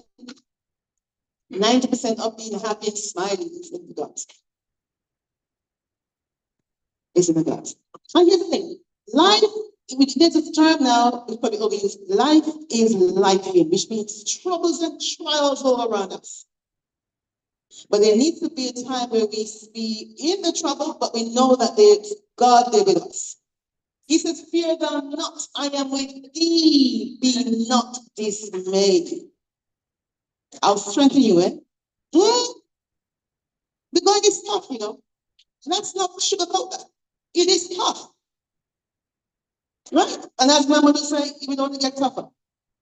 But God is awesome. But we should be able to see the crucibles and wake up in the morning saying, oh, thank you, Jesus, for smiling on our face. Thank you for your grace and your mercy. You woke me up in my right mind. You woke me up. Let me face the world.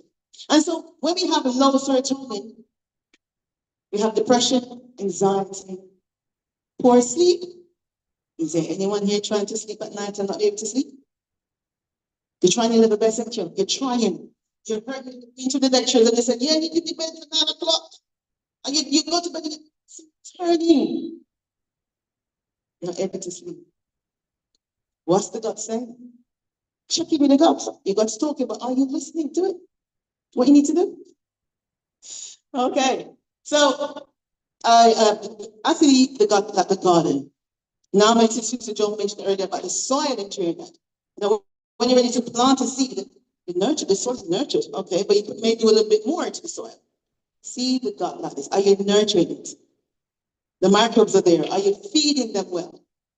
We're going to come on to how we can feed them, because when we take things like we have poor diet and stress and antibiotics, especially antibiotics, toxins destroy the garden within. And those toxins can also be environmental. What are we putting on our arms for antiperspirants? What lotion are we lotioning? What toothpaste are we using? All that will help to destroy those microbes. And we have some microbes which are very dormant and they need to be active to carry out the work that they need to carry out. Nothing with God is impossible or too hard for God to do. And look how easy and quickly you can start to heal your gut. Within 3 to 5 days. Because those microbes, they turn over. And you have new, right? Now, the microbes weigh 2 to 5 pounds. When you think about I wanted to something that weighed that to say this is the weight of the material that's living in the gut. And gut memory, access directly influences our cognitive function and ability to remember things, of course. 30 plus signals, the number of different neurotransmitters your gut signals, your gut uses to communicate to your brain. 30 plus signals. They are talking. The organs are talking. No organ operates on its own, apart from the gut, of course, but it impacts every other organ in the body. So for someone who has difficulty, you know, you might have a granddaughter or a niece, and she's trying, you know, to have a child or whatever, you know, and gut, what's her gut saying? What's going on in her gut? Or hormones? My perimenopausal ladies, my postmenopausal ladies, your gut says everything. Your hormones takes over. We point to the gut, but it's just how to do it. So again, 4 weeks, start to take for fermented foods, measurement improve your mood and the outlook of your gut. I think we did a demonstration yesterday on using cabbage. I'm going to come on to a bit more foods that you can use as well today, because not everyone will want to eat sauerkraut, but there's other things that you can do. We'll have you covered. All right. When your gut speaks, your mind listens. Communication. All that's happening down here transcends you. Okay. So irritation in the gut sends signals to the brain that triggers mood changes. Someone said, "Oh, you're so miserable. What's wrong with when you with moaning? What's wrong with you?" Okay, what's going on in the person's gut? Let's ask that. All right. Anxiety, depression, again, a strongly linked to gut inflammation. 30 to 40% of people have functional bowel problems at some point, yes. And the mind into the gut now, stress hormones like cortisol. Now, let me just quickly plug this. Cortisol is a hormone, yes, but I always refer to it as king of hormones. Oxytocin should be higher than cortisol, but cortisol is a stress hormone. And you see stress, when you're living that stress, the situation happened 5 years ago. I'm not going to underestimate or rubbish or belittle what you went through. Something traumatic. But because it happened 5 years ago, and we are here 5 years later, and we're carrying it, that cortisol level is always up, elevated. And then that means it shuts down every other hormone that needs to be. So if you realize that, why do I have constipation? I'm trying to drink my what?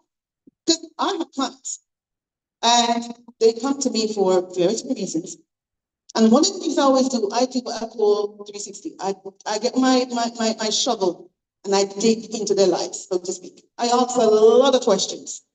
And when I hear a traumatic or I hear something emotional, I always say, do we have a coping mechanism for that? How are we coping with that? Sometimes I send it to my colleague who actually works directly with emotional situations. Because if you don't fix that emotion or that thing that's bothering you, it will hold you up, hold up your healing. So you're praying and you're praying and you're fasting. Deal with that stressful thing. Relationship with sisters, siblings, whatever it is. Find some coping mechanism. You know, unforgiveness is a poison to yourself. I'm sure you've heard that before. Unforgiveness is a poison to yourself. Find a way to cope with that. But you're only going to keep elevating your personal level and making yourself even more safe. A troubled mind creates a hostile environment for your inner garden. Need I say more? Time is up here, so I'm going to run now. Okay. Chronic stress destroys. I'm going to skip this.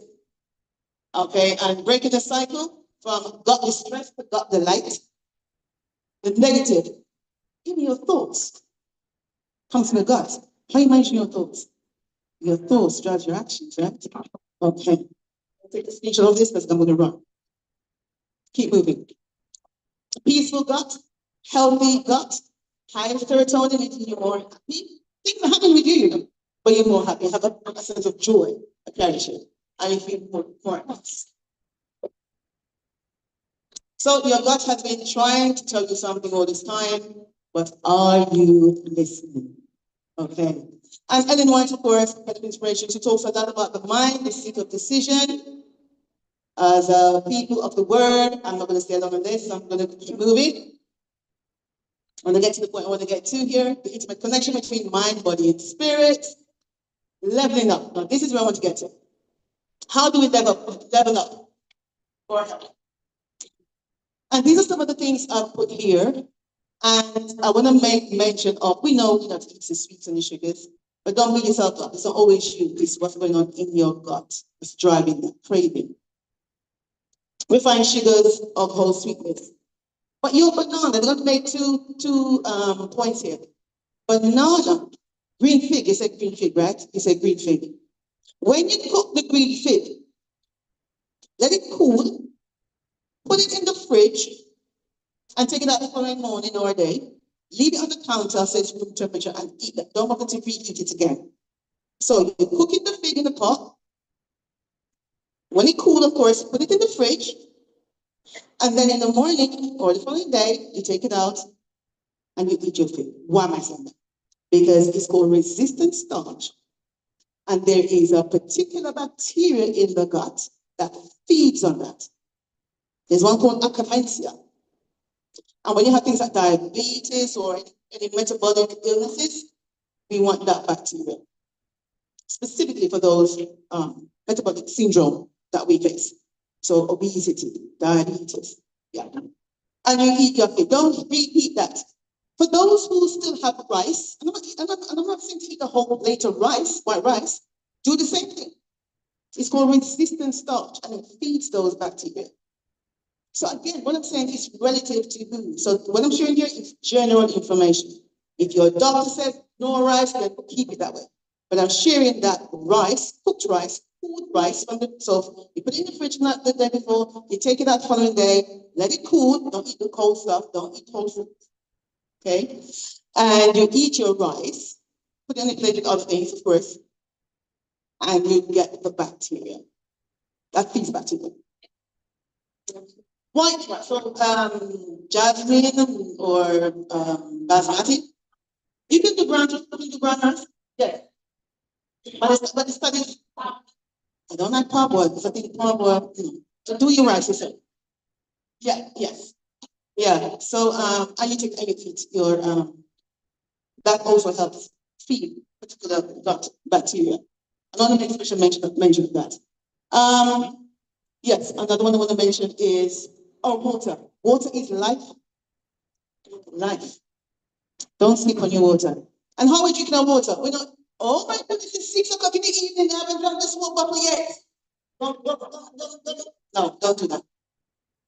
You get it? It's all right, we're not sharing, there's no sharing here. Absolutely, we just share. No shame. When you're doing that, sip your water. I even go as far as to say, put a timer on your phone, if you can't remember, 2 mouthfuls. Switch around and swim. Yes, sir, we're drinking. God bless us, we're drinking. Yes, as opposed to gulping it down. And the individual says to me, oh, if I drink too late in the night, I'm going to wake up to go to the toilet, and that's going to have interrupted sleep. But we want to have uninterrupted sleep. If you wake up, you have to go to the toilet, and you get back in, and if you go back to sleep, fine. But other people can do that. Okay? So you want to know when you're going to cut off. But have a little sip, though, because you want to keep the body hydrated. Okay, water is that. We know the benefits of drinking water. It flushes out the system as well, too. And movement is medicine. We need to move. We need to move. Even if you're in a wheelchair sitting, wave your arms. We need to move. Definitely. It helps the microbes. And what else do I have here to share with you? Rest is not laziness. Rest, it ain't lazy. No, it's not. Yeah, we need to rest. When you rest, it means when you eat, when you had your meal, your food will digest much better. A lot of us are running away, running like we've seen a lion or a tiger. You heard that analogy before? Yeah. Yeah, it's energetic. Exactly. We don't live our lives, which means we're not switching off. So we're taking our supplements and we're eating our lovely food, but it's going no place fast. We don't see the benefits. And I've seen before, even individuals on medication, they go to the doctor and say, doctor, it's not working. So the 5 milligram turned to 10, or 10 grams or whatever it is, until 15 and more. Right? So yeah, we need to be. Come to me, all who are what? Weary and burdened, and I will give you rest. Amen. 7 to 9 hours of sleep. That's like a luxury for some. Luxury. Lovely. Let me just say something quite quickly here as well. Sleep is another topic I like to talk about. Why? Because I remember as a child, I mean, I got my mom's permission to say all these things about her anyway. She always said to me, you children, I know when you come into my room in the night or in the morning early. Show up. She said, because I'm a light sleeper. And she used to brag about that. Light sleeping is no good. You need deep REM sleep. The sleep that you go dream and you wake up in the morning and can recall that dream. It's a question I'm going to ask clients. And so you say, yeah, I sleep good at night. I put my head down on the pillow and I'm out. That's not even good. You know, you put your head on the pillow and you go out, your person you will be next to, whether it's your husband or it's in the bed, and you say, oh, I was having a conversation with you last night, you just knock out. No. When you put your head on the pillow, it should take at least 10 to 15 minutes to train you off to sleep. Not put your head down and you're snoring already. No. Body extremely tired. And the cells, that means the cells also, and that's a topic for another day. When those cellular nutrition and energy, and for those who don't know, I've written a book. It's called Gut Power. If you can, please get a copy. There's loads of it in here as well.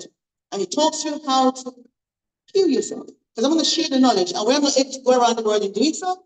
I thought let me start writing some books with it. Because these gut bacteria, you have those who are the gatekeepers, those who are more prevalent in the body than others, and we just know what they are. And when you know what they are, then what feeds them? So what food needs to feed them? So we can get the benefits of them. Let me move on quickly.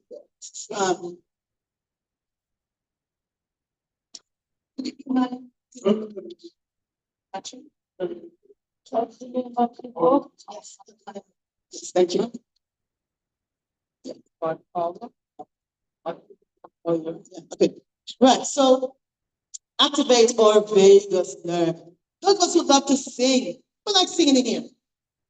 You sing in your bath in your shower. Keep on singing. You sing in the choir. You sing by yourself. You hum. That helps with your vagus nerve. Get into what's called a parasympathetic state as well. Breathing. That's why when we're growing up, our parents say you need to grace for your food. Say you're grateful for you eat your food. You don't get your plate and just start eating. You give gratitude to God for the food. Because by sitting and just even say that grace, it helps start to calm down the body, able to eat. Because the body doesn't work very well when it's in a sympathetic state. Where you're always running. When you calm down and you're slowing down to eat your nice meal, you sit and have a talk and think, okay, where did this cabbage come from? From sister so-and-so next door. Oh, what was she used to make it? What's her plant look like? Leave the mobile phones. Leave it somewhere, don't bring it to the table. When you're eating. No. And here's another thing. If you're about to eat your dinner, your lunch, your breakfast, whatever it is, and sister so-and-so or brother so-and-so told you with a bad news, put down the food. Because that food, you're already stressed. And when you eat your food on a stressed belly or stressed tummy, it won't digest properly. It will sit in the gut and in the intestines for very, very long. Right? Sometimes you have constipation. And when that toxin, when the food stays so long in there, it's what's called leaky gut. Because food is raw material coming in. The body needs to break it down to every different station. So we can get the benefits of that food. And so when the absorption starts taking place in the small intestines, so it has to go all the way around to the liver and back and all the breastfeeding stage of the intestines, we can get the benefits of that food.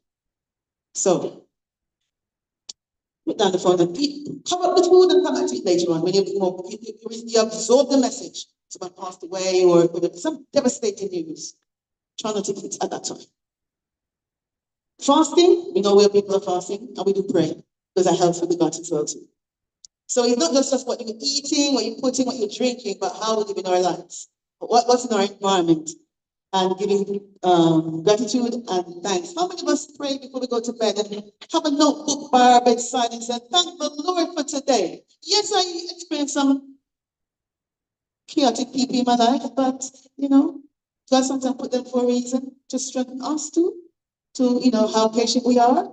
Remember, we are Christ-like character for people, the Christ-like character, so how we can, and sometimes these people in our lives to test us, right?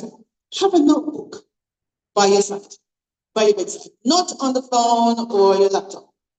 Thank God for 3 or 5 things for the day. Yes? These are things you can implement even tonight.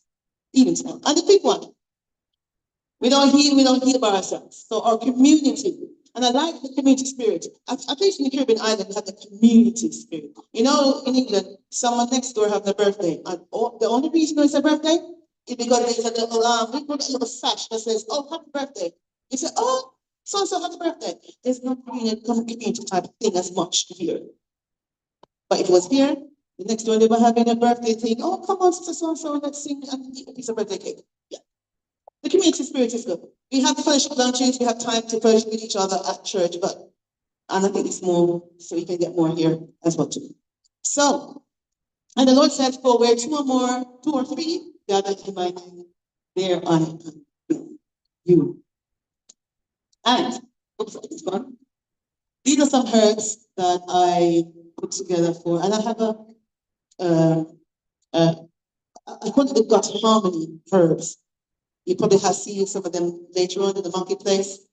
It's only pertaining to the gut. Some of these herbs, they seal the lining of the gut. You've heard about leaky gut?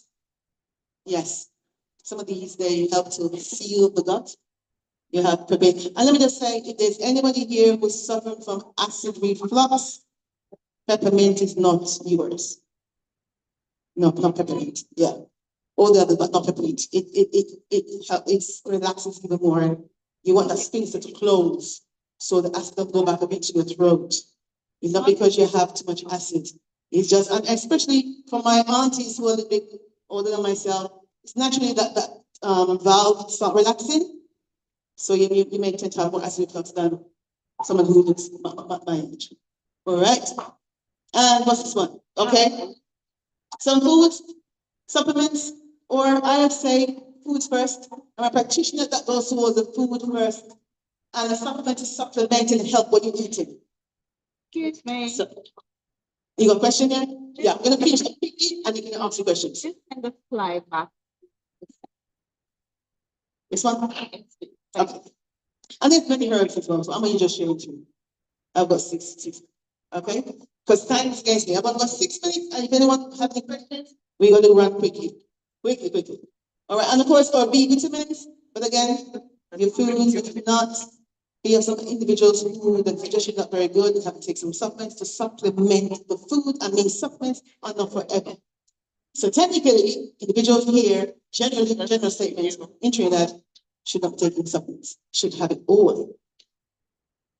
Right? I encourage you to do that. Okay. So these are leveling up.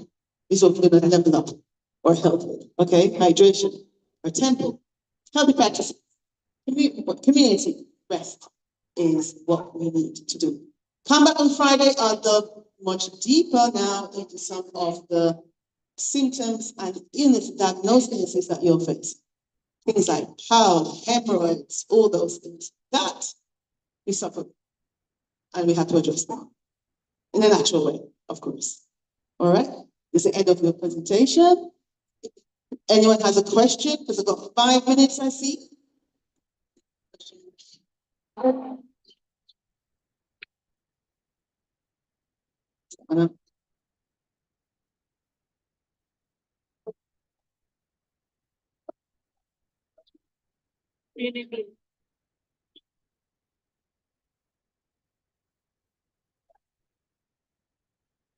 Yes, you mentioned in one of the slides to eat more foods that are fermented like yogurt. And I'm just wondering, like, if you can explain the difference between cultured foods and fermented foods, because I know Inspiration consults us not to use fermented foods. So Yes, good question. And I've had this before. So when it's fermented foods, okay? So I'm not talking about wines and all the things that they need them forever to ferment. Sauerkraut is one of those where is the bacteria, its own bacteria in the body, the lactobacillus. I'm going to go deeper into these very different bacteria. We go deeper into the which one they are, that helps to break down the fat. So it's not a fermentation as with wine or what else again? Cheese, exactly. It's not the same fermentation whatsoever. Yes, very different breakdown of it. Actually, bacteria that's breaking down the fat and salt. So thank you for that question.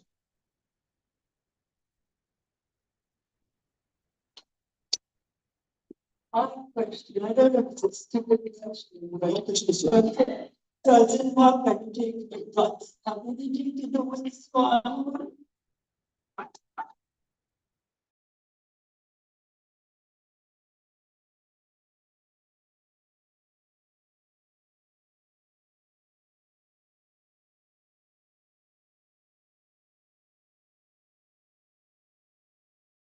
yes. So that one's part of the gut. So if you have difficulty swallowing, it could be narrowing of your throat. That could be for various different reasons why that's happening. I know individuals who do born that way. So therefore, that eat very small. Chew, that's another thing, people. Chew your food gently, chew your meals. Who eat gonna go? Eat quickly. And you go. So yes, and I'll come back to you with that one, yes, but yes. Definitely. And you taking medication for that as well? Any medication? Okay. Okay, good. But that could be just a natural, how your throat is. Has it always been that way? No, it hasn't been all that way. And I was wondering, would it have to do something with wine in it? And I think that's well. I'll have a look at your good about it. But yes, it's connected, definitely connected. Yes. I saw someone, yes, go ahead.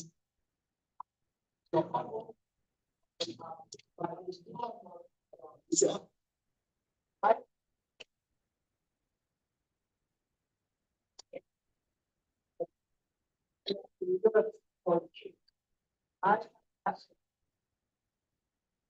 Just. Yeah.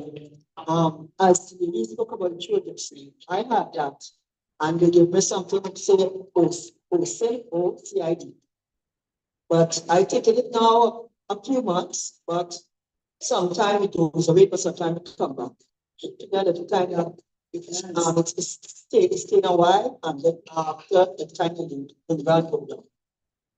Yes, but I find out it long. But before I was asking the next episode you had before, I was asking if dementia and Alzheimer's is the same thing. It's like, Yeah, dementia and Alzheimer's is the same thing, just different names. yes, yes, and depending how the behavior of the person, how they behave as well, the behavior. So that dementia, the memory goes, start forgetting things.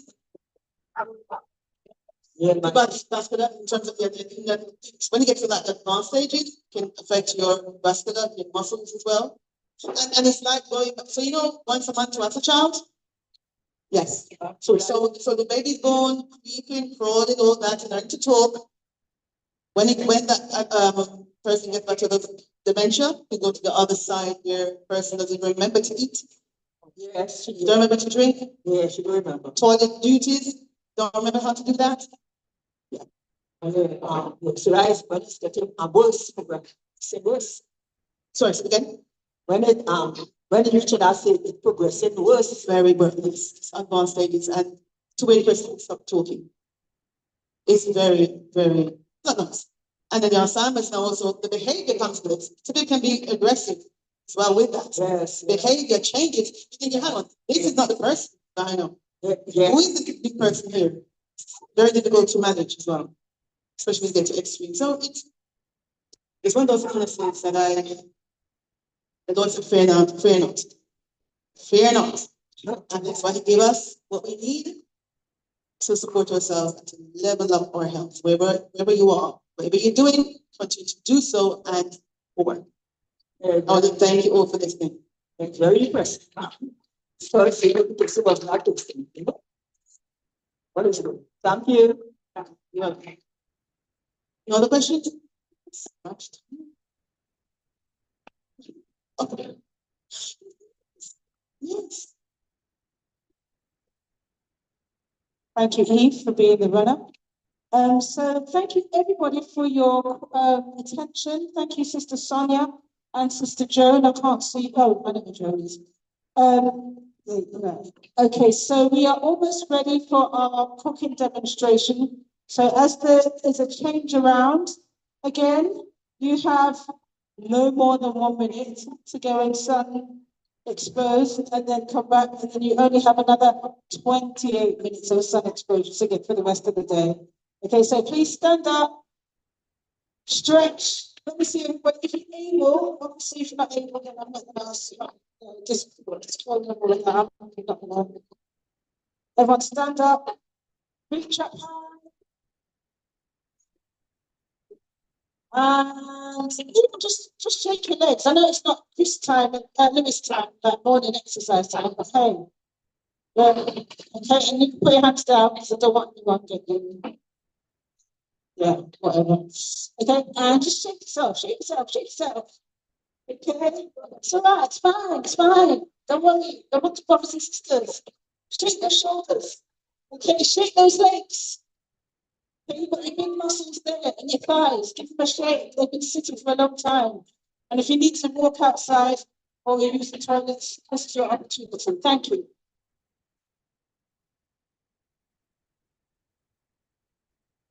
QR code back on the screen. I tried that one.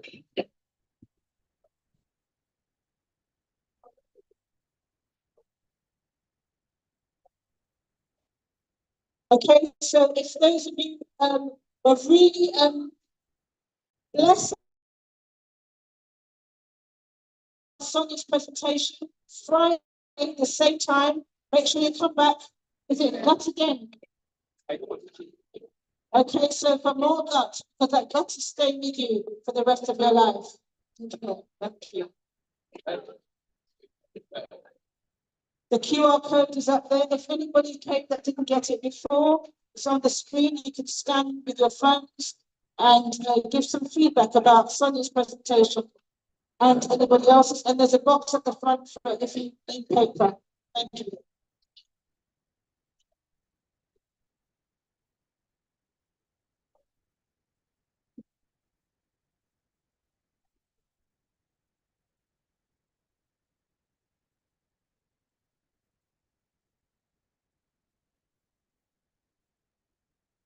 Can I have your attention, please?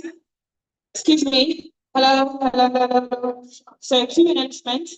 Those who have not registered, there's still some people talking. Please, can we have your attention, please? Unless it's an emergency, please be respectful to the person at the front. Thank you.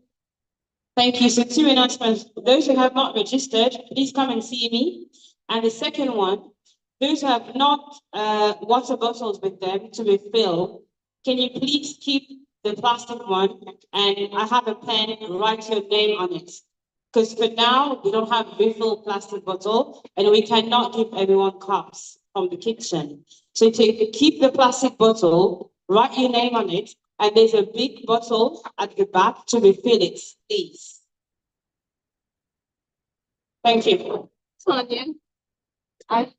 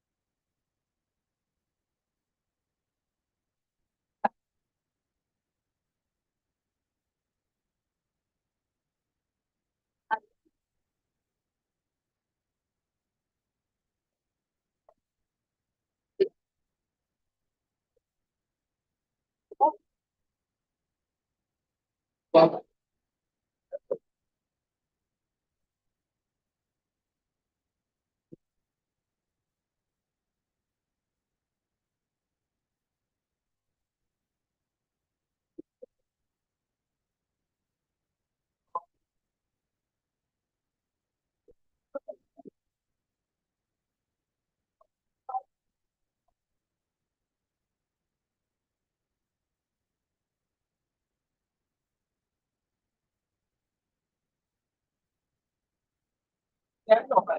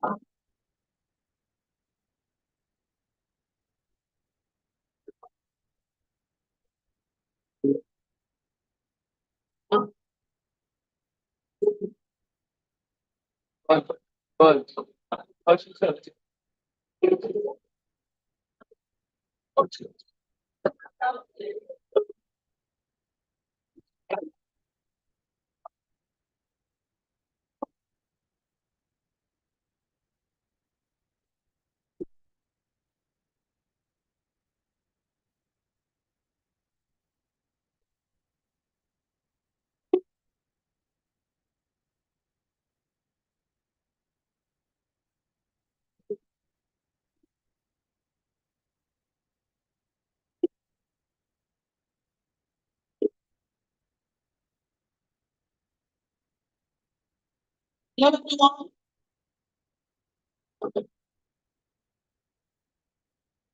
Hello, everyone. Can we come back together, please, for the cooking demonstration?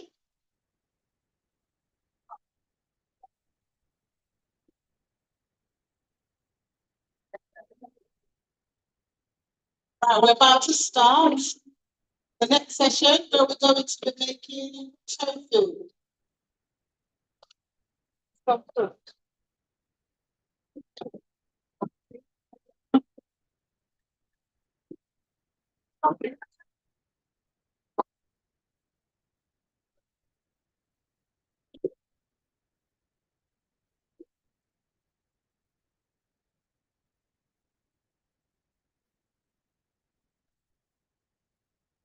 so let's say what I'm doing. So can we just stop for a second to pray?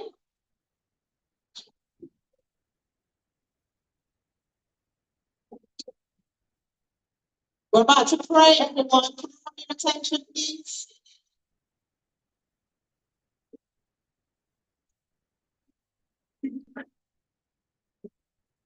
If someone next to you is talking, just pass the Father in heaven, thank you so much for today. Thank you so much for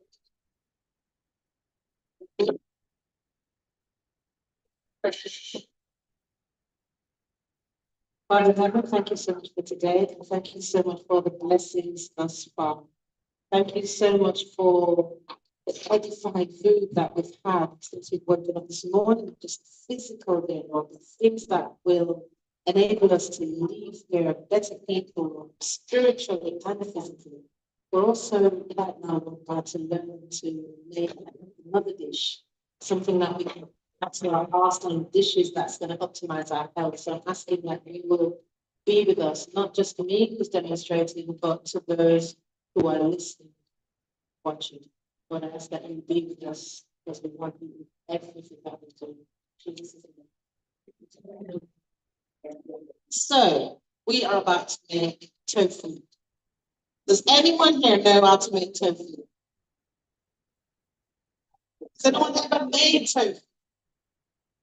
I've got a wave from the back. And was it okay? Right, so can we okay, someone over there is pumpkin seeds tofu? Anyone else? No one else ever be attempted to make it? How did it go? It was okay. What did you use? Is there a Roman night today? Okay, so we've got someone, the lady in the blue, which is there. She's sitting behind them. Let me switch my fan on. You guys looked as cucumbers out there, and there's me melting. I'm still getting used to beautiful Trinidad meats. So I said, I tried soy before. Actually, my great aunt gave me a tofu maker. I said, yes, I tried it before. My great aunt gave me a soy tofu maker. So I used to make that. And then when I stopped using soy, I tried making lentil tofu. I saw it on YouTube and it came out really, really nice. Okay, all right. So thank you. Because today, not only are we going to make soy tofu, but there is a lady yesterday, I don't know if she's here, who said that.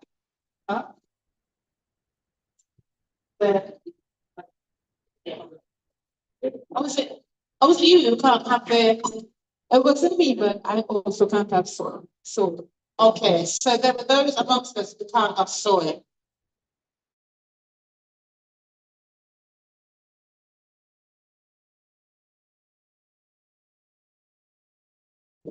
So we're in this together, we're doing this together for the first time, not the soy tofu, but the red lentil tofu. I've looked at a few recipes and I'm just gonna do something, okay? So like the sister at the back yesterday, when she said, I said, what's your recipe? She said, oh, I just put into this and do this and do that. So this is what we're gonna do today. So I was speaking to a colleague of mine this morning, and we're talking about the fact that soy just gets such a bad rep. It gets such a bad reputation, and probably the room is divided right now when it comes to soy. I don't know, but some people think it's a really bad thing. I'm not talking about allergies. I'm talking about some people think that soy is, not a good thing because of estrogen, too much estrogen, or I don't know. So somebody, very mindful again, just okay. So if you use organic soya beans, then forget the GMO. But in terms of okay, so I agree with you on that. So anything else? Anybody else got any sort of negative hang-ups about soy? Yes. If we wait for the room, I'm not sure. Just hold on a second.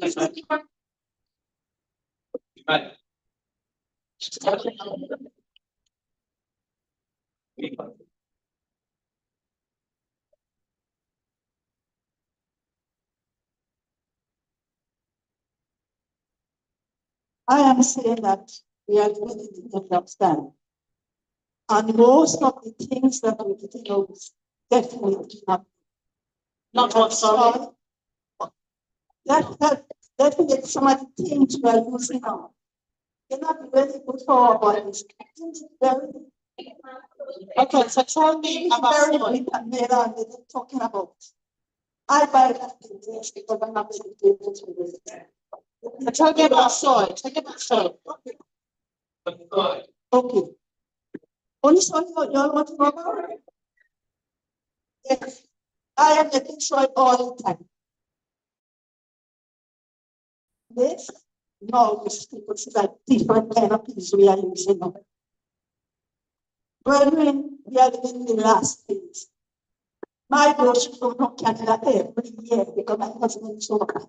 So you very quinoa, even the very quinoa or whatever. So my sister, sorry to interrupt, but is your hang up about the quality of the soy?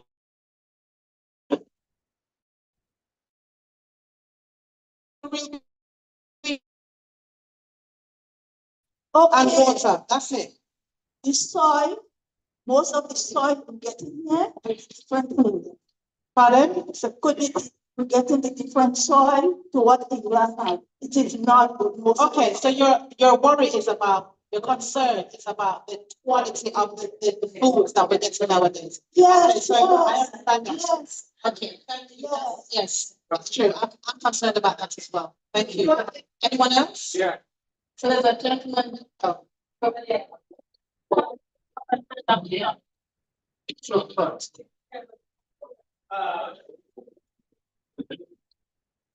I like some explanation on whether soy is good or whether soy is not good, because even among the Adventist population, I have some brothers and sisters telling me that the soy is not good. So I would like to know if even the soil is organic, if it's still not good. Do something for me. There's a lovely lady sitting right in front of you. I need to pass the microphone to her, and she's going to answer that question for you. Sorry, first question. No, I would say soy is good, right? But the right soy. Now in England we have this thing called Ignami bean, and it's green. That's powerful on your salads and in your food. Do you get them here? Do you get them here? You saw it. Whenever you see the GMO soy you get there. Well, soy in general is powerful for the body. And I'll say for the women who are postmenopausal, where your estrogen levels, already plummeted, your progesterone has left you. But God made the body that way. I didn't talk much about it today, but probably can touch it on Friday. Yeah. And so it has estrogen in it, but not estrogen. And I know it frightens people in here, estrogen. Think, oh no, stay away. A lady who is cycling also, have a monthly as well too. There was a study to say even young ladies should have soy, right? I haven't worked with anyone per se that I'm able to, but I'm going to speak from work I've done and the results. Then I work with women who are postmenopausal mainly, and they do have soy. But we always go for the nothing GMO or organic, coming from a reputable place, and I have that in the diet. The problem is GMO soy. Yeah, that's what you're concerned about. So the concern is GMO soy. That's what you want. Yeah, okay, yes. So That's what soy. you can actually grow your own soy because we're growing our own soybeans. So you can grow your own, right? Source a good organic Yeah, and then grow it from yeah, that's what we do. So the thing is, soy is a complete protein. All the amino acids that your body needs, you can find them in these soybeans, every single one of them. And there's also this myth that soy pushes up your estrogen levels. I don't know if anyone's heard that. Yeah. Okay, so soy is what you call a phytoestrogen. It's got things in it called isoflavonoids. These isoflavonoids are regulators. It's not the same as your normal estrogen. These isoflavonoids, what they do is like cayenne pepper. When cayenne pepper goes into the body, if there's a bleed, it stops the bleed. If there's a clot, it busts open the clot. Now God's given us soy, where when it goes in the body, if your estrogen levels are too high, it brings it down. If they're too low, it takes it up. So I think people, instead of delving deeply enough into how these isoflavonoids work, we just get, soy pushes up the estrogen levels, so don't have it. Sometimes they say to men it's gonna lower your testosterone levels because you're taking an estrogen. It doesn't work like that at all. Because I know lots of guys who eat tofu and they're still okay. They don't seem relevant to me or my sister.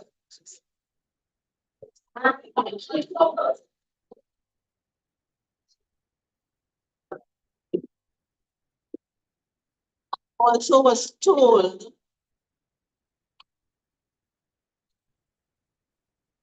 I also was told that there was something with the processing that causes the nutrients to be cut down. I don't know how true that is.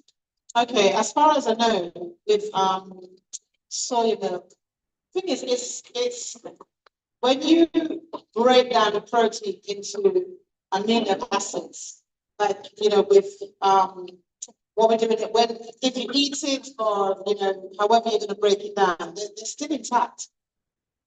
So it's not like some things that are very sensitive to heat or to be processed. When it comes to the soybean, the amino acids are still intact. So as far as I know, you still get the benefits of having, soybeans, as opposed to some other things that if you process, you can actually lose the benefits or reduce the benefits of those things.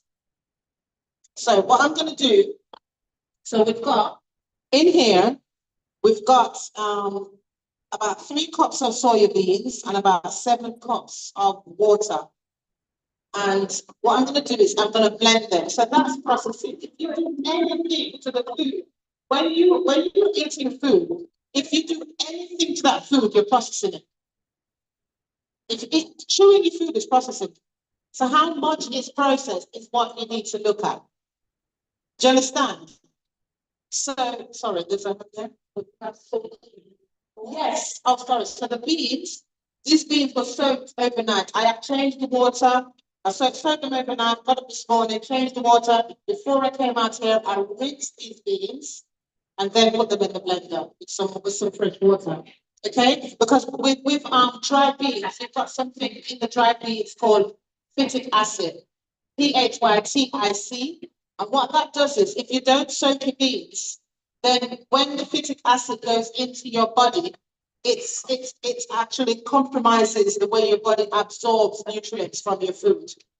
Okay? So it's good to soak your beans, get rid of the water, soak your beans, get rid of the water, and then use it. Because you can eat it and it's still okay. But for me, when I eat stuff like that, it makes me really bloated and sometimes gives me abdominal pains because it's not exerting properly. But for some people, they don't notice. But when it goes inside, then it actually dampens the body's ability to absorb the nutrients from the food. Okay, so always open beets.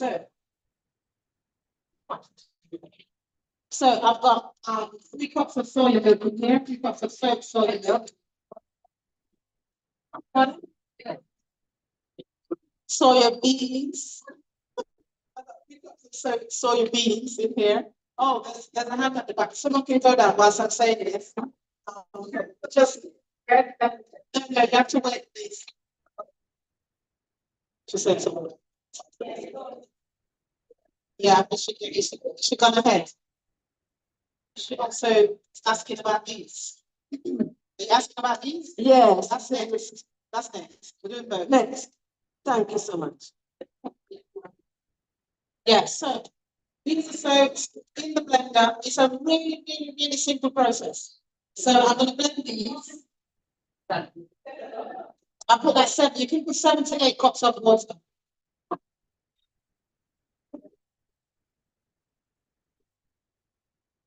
How much do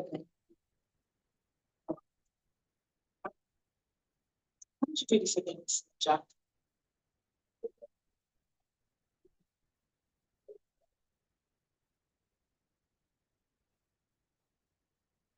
So it's good to have a high-powered blender when you're doing this, to blend it out as smoothly as possible.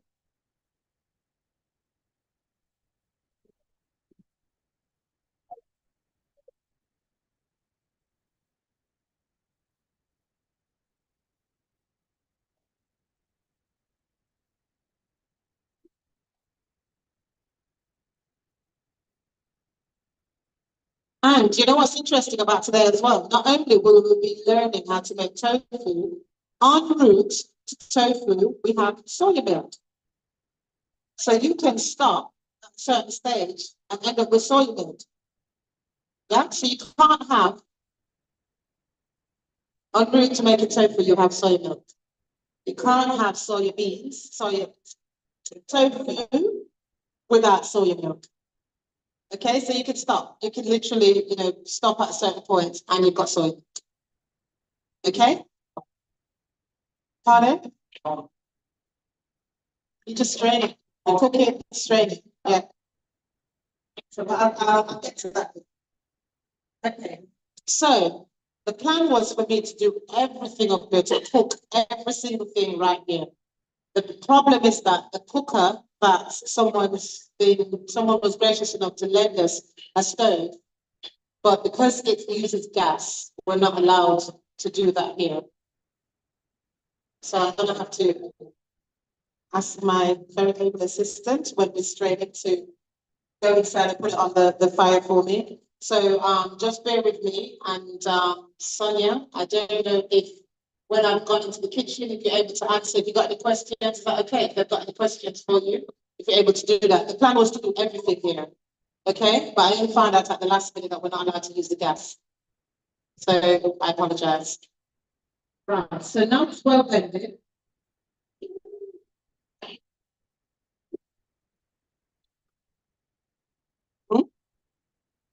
Not yet, not yet.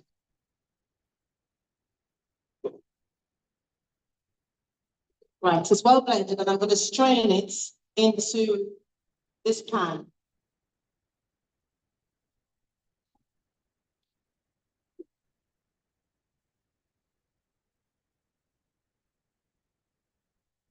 The strainer is really fine. You can use a cheesecloth or you can use a nut bag. So you can get bags that you can just use to do nut milk. I don't know if people are familiar with them, or you can just use a cheesecloth.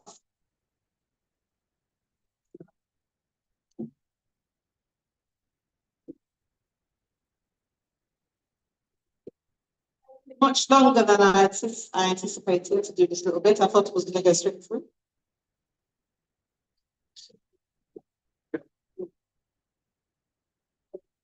Yeah.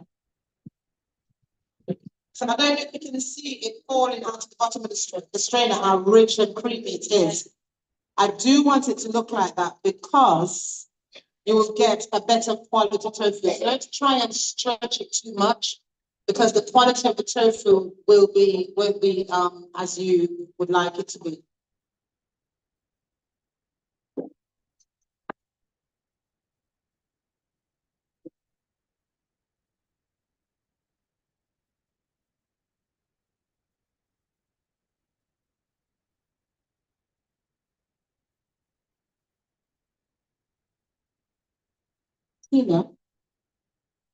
Tina, is there anything that you can do with I call it the trash. I'm over here. Tina. Okay. So, oh, you get it there. All right. Yeah. Just checking. Yeah, so the trash is known as, I was getting there, the trash is known as akara. And instead of throwing it away, you can put it in cookies, you can put it in sauces, you can do all sorts of it. So every bit of the soya bean is usable. Okay?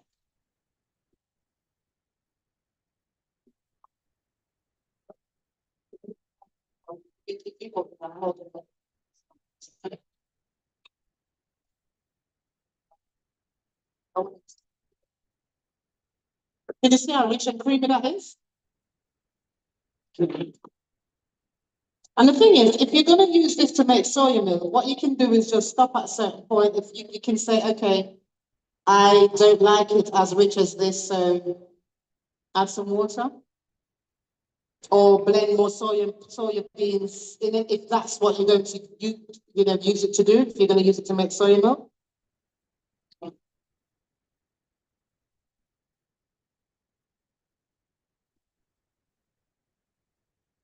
Ideally, I should put this for a knockback, but because I'm a parent, it's just too messy. Because I have to hold it and squeeze it. You know, when you put it in a knockback, I have to hold it and I have to squeeze it. So it's just easier to do it this way. Oops, careful. Okay.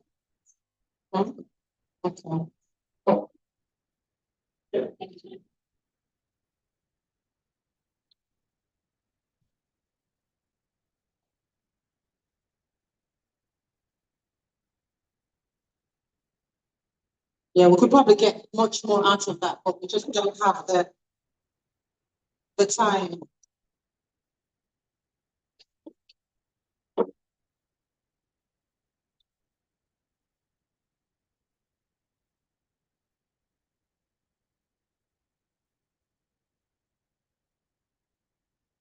So what I'm going to do is, I am going to take this into the kitchen and put it on the cooker. And I'm going to bring it up to actually, I'm going to let it simmer for a few minutes. So say 5 to 10 minutes, but I'm going to come back out here. I'm going to ask you just to keep an eye on this, so that it doesn't boil over. Turn it right down, keep an eye so that it doesn't boil over. Once it's simmered for 5 to 10 minutes, it needs to cool down to about 75 degrees Celsius. Now, the actual, when you look at soya milk, it normally stays creamy. If you make soya milk, it stays creamy. It stays creamy for a reason, because the molecules tend to repel each other in the water. So when you blend the soya bean, you blend it right down. The molecules repel each other in the water, so they keep pushing away from each other. Because of that, they don't sediment. So because of that, at that point, you can't get it to coagulate. Now, if you use, in order to get soya milk, you need to make something called curds. I don't know if anyone's familiar with that. It's like in cheese making. In order to make soya milk. Huh? Said in order to make soya milk. I've been saying that, didn't I? I'm so sorry. In order to make tofu, you need to make something, you need to get the curds out of this really nice, rich liquid. So what's going to happen is that for you to do that, you have to put something called a coagulant. So that's going to serve to separate the actual curds from the water in the milk. So you see where there are curds in the water and there's just clear, clear liquid. Okay? So what I've got here, I've got food grade Epsom salts. Yeah, food grade Epsom salts. You can use gypsum. You can use something called ibiri. The Japanese use that a lot. But I always use food grade Epsom salts. Yeah? And this is very rich in magnesium. This provides, well, I shouldn't say very rich, it's a source of magnesium. So the actual coagulant that you decide to use will impart different qualities to the tofu. So this will give you magnesium. Gypsum will give you calcium. If you use lemon juice, maybe vitamin C, so you can use lemon juice as well. It will, however, give you a different quality tofu. I'm after a firm tofu that you can cut and cook and handle robustly without it crumbling. Okay? So me using this is for a reason, because I want a really good, nice firm tofu. The guru will do the same thing, but I don't have any with me. All right? So at some point, when this is ready, I'm going to bring it back out here and put the Epsom salts in it. Okay? Sorry. Can I go to question? How much? So how much? So 2 tablespoons of this.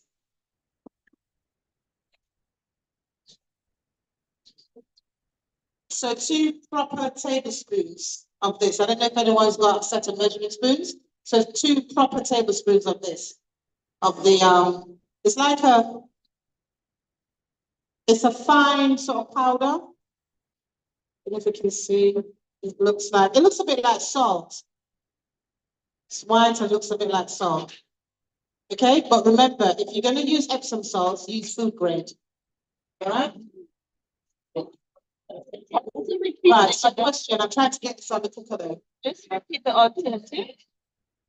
Question. Gypsum. So ordinary ones, I got other. if I'm gonna, and you're okay, someone just said that she's made it before and she's used the ordinary Epsom salts and she's okay. I just searched food grade, something that I don't think go in my mouth.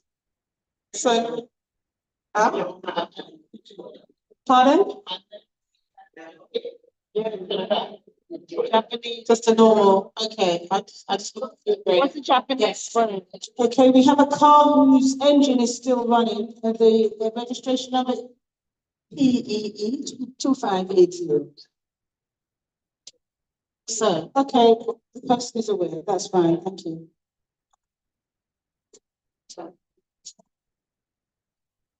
You. Yeah, are we ready to cook the tofu? And Sister Sonia will continue with questions. Yeah, I'm really sorry, I could do it all here, but I'm just gonna, yeah, put it back.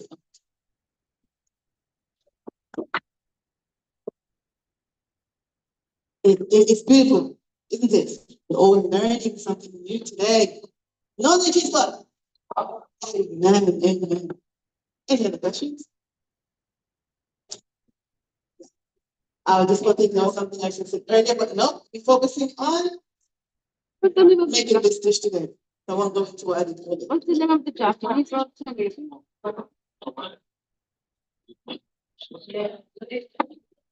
Yeah, because you have Epsom salt bath. Crystals are more burn, and you have Epsom salt, the flakes as well. I would put that in the mixer. It's good pan, but I will put it in the food grade. So I'm going to do it, you do the liver flush? Yes. And if you have been drinking your apple juice during the lead up to having the oil and the lemon, and that's what they asked me to use, some salts, when I was saying great. This. So I was What's fine. Nigerian. Nigiri. All I. Dry clothes. Nigiri. What do you put on? Nigerian. Yeah. Nigiri. What am I there? Scary. So what are the Japanese? What you can. Sorry, can you just hold me a question first before we go? Because nobody else can hear what you're saying. Another car issue, we have a Hyundai Tucson, something like that. PBY 3598. The car is parked where it's not really supposed to be, so the Prohibitors do not like us parking up our cars for this, for emergency services only, unless we're unloading something. So please, can the owner of car registration number PBY 3598 remove your car and park it somewhere more appropriate in a parking bay. Thank you. The parking bay is further down, just like stone throw away. Okay, we have a question. Because you know the magnesium, I think Tina mentioned earlier about magnesium. It's a form of magnesium sulfate, magnesium oxide. And so you know what, all the topic about magnesium. Not all magnesium are made equal.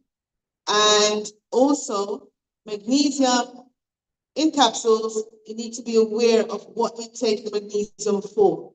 So you know that at least 6.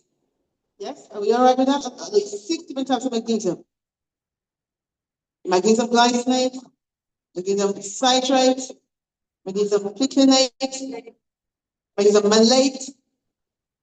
Are we aware of? So sometimes I hear people say, oh, I get magnesium, but what do you use it for? It's for brain, L-threonate. Magnesium L-threonate for the brain, memory, sleep at night. Glycinate is more, I would say, quite easily absorbable in the body. Magnesium oxide is what they sell a lot of. Magnesium oxide, and that's more like for what's it called? What's the word? Yes, it will give it iron. It will. But if you have constipation anyway, you're going to take that. But magnesium oxide is hard to be digested in the body, and a lot of the companies, when I go to different countries, that's what I see in the shelf. So when you're getting your magnesium, if you're going for a supplement, ensure it's either citrate for the gut area, glycinate, one is all over for the brain, L-threonate, malate for like joint pains as well. I like the sulfate for some sort of baths. And the chloride is also chloride as well. So just be mindful of that. Apple cider vinegar. Yeah, I don't advocate that one to drink it in, to take it in. But to soak it in, or for cleaning, or for, yeah, you can use it. Yeah, you can soak it, yeah. I put it in a bowl with some other stuff in there. You can, but not to consume. Yes. Okay, so I heard Tina, I believe she said, in order to get it firm, we can use the Epsom salt, that's basically food grade. She talked about lemon, and she said gypsum. In Trinidad, I need gypsum as something for construction. So can you give us a little bit? Oh, right. Okay, now I must be honest and fair. I have never made it myself. I've only just bought myself a kit. Seriously, in the US, not too long ago, last week actually. So I've never made it. So I'm actually keen to see how it makes it from scratch. So that's the question. Then information comes back. And that's the beauty of it. When we live in different places in the world, we call things like a different name. It means something different to us. Yeah, so I wouldn't realize it's something you use in the, what do you say, in the ceiling? Construction. It's from the ground, sunlight. I do put it in construction, going from the soil. From the soil. Like Oh, yes. Yeah, properties there. Yeah. Okay, great. Good question. Well, any other question?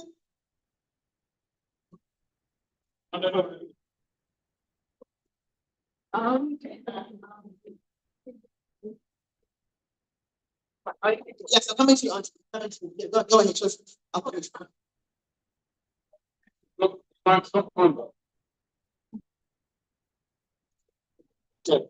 What kind of gypsum you are talking about for you? As I said earlier, I've never made it from scratch. So when Tina comes, it's a direct question for her. Because I'm actually learning how to make it as well. I always get to go to the company more organic if I'm using this tofu. The ceiling, yeah. And apparently it's a compound that comes from the earth, so can be used as well too. All right.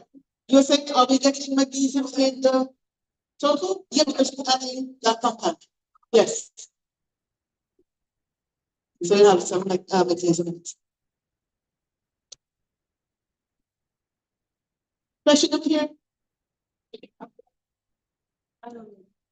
Yes, the lady in the white top.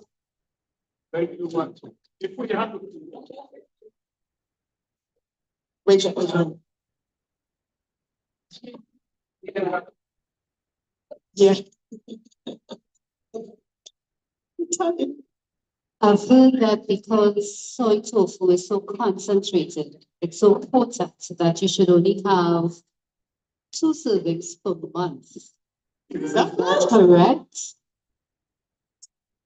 research is that? Yeah. Okay, so we should debunk that. No, see, let me just say this, ladies. Now, there is, I know we're told not to have a lot of protein, yeah. But you know, there's new research now that a woman, because I do a lot of work with women over the age of 45, okay? And we need protein. And the tofu, all our beans anyway, we know our pulses and stuff. We can't go too far into that. We need our protein. And so on your plate, you make a quarter of the plate, protein, and your fiber, and your veg, okay? And your fats. Don't forget your fats. Don't sleep on your fats, ladies. Men too. I'm so accustomed to talking to ladies, I always forget about men. Please forgive me. The diet, what's on your plate is crucial. We're going to fuel. We want fuel that goes to a cellular level so we can feel energized. Not sit in the corner, you have some food and you're nodding off. Who does that nowadays? You've just eaten and you're falling off to sleep. Low energy in the body, with the cell, yeah, sluggish digestion as well. Sluggish digestion is number 1. And so you're eating good foods, but the mitochondria, those little organelles in the cell, they're not getting the energy and they're dying off. That's why you feel sluggish. And some people say, oh, I'm just getting poor. No, I mean, you know, I used to refuse. Someone said to me, oh, you're getting old. No, not me. No, we're going to age gracefully. No, not me. No.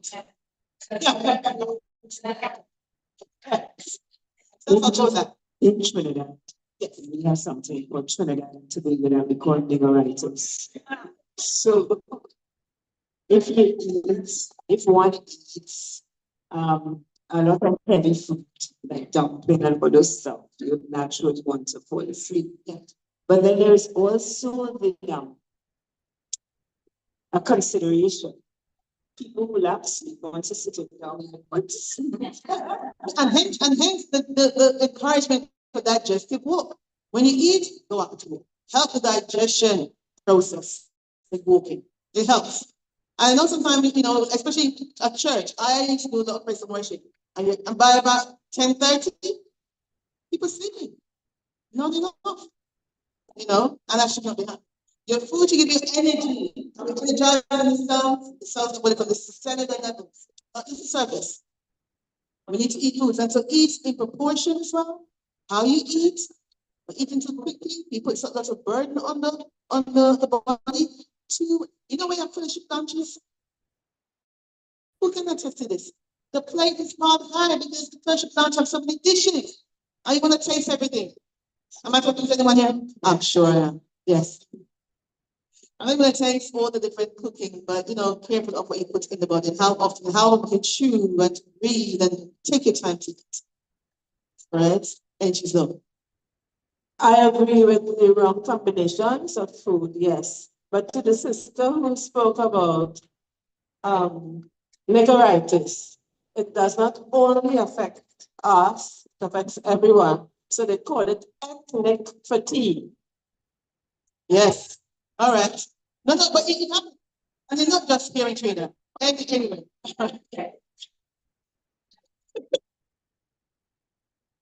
Portion sizes, what you're eating, you know, and sometimes we have too much, you know, carbohydrates, complex carbohydrates is great, but how much is it on the plate?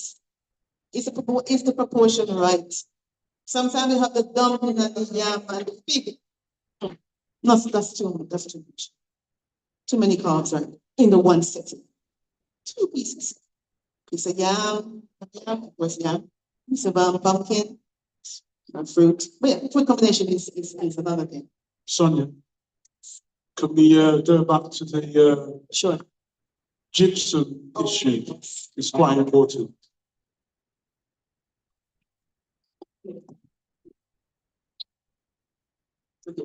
Yeah, I was really shocked that when I saw that you could actually use gypsum as well, but you've also got food grade gypsum that you can use in tofu making. I've never used it, but the information is out there that it can be used and it imparts calcium to the tofu.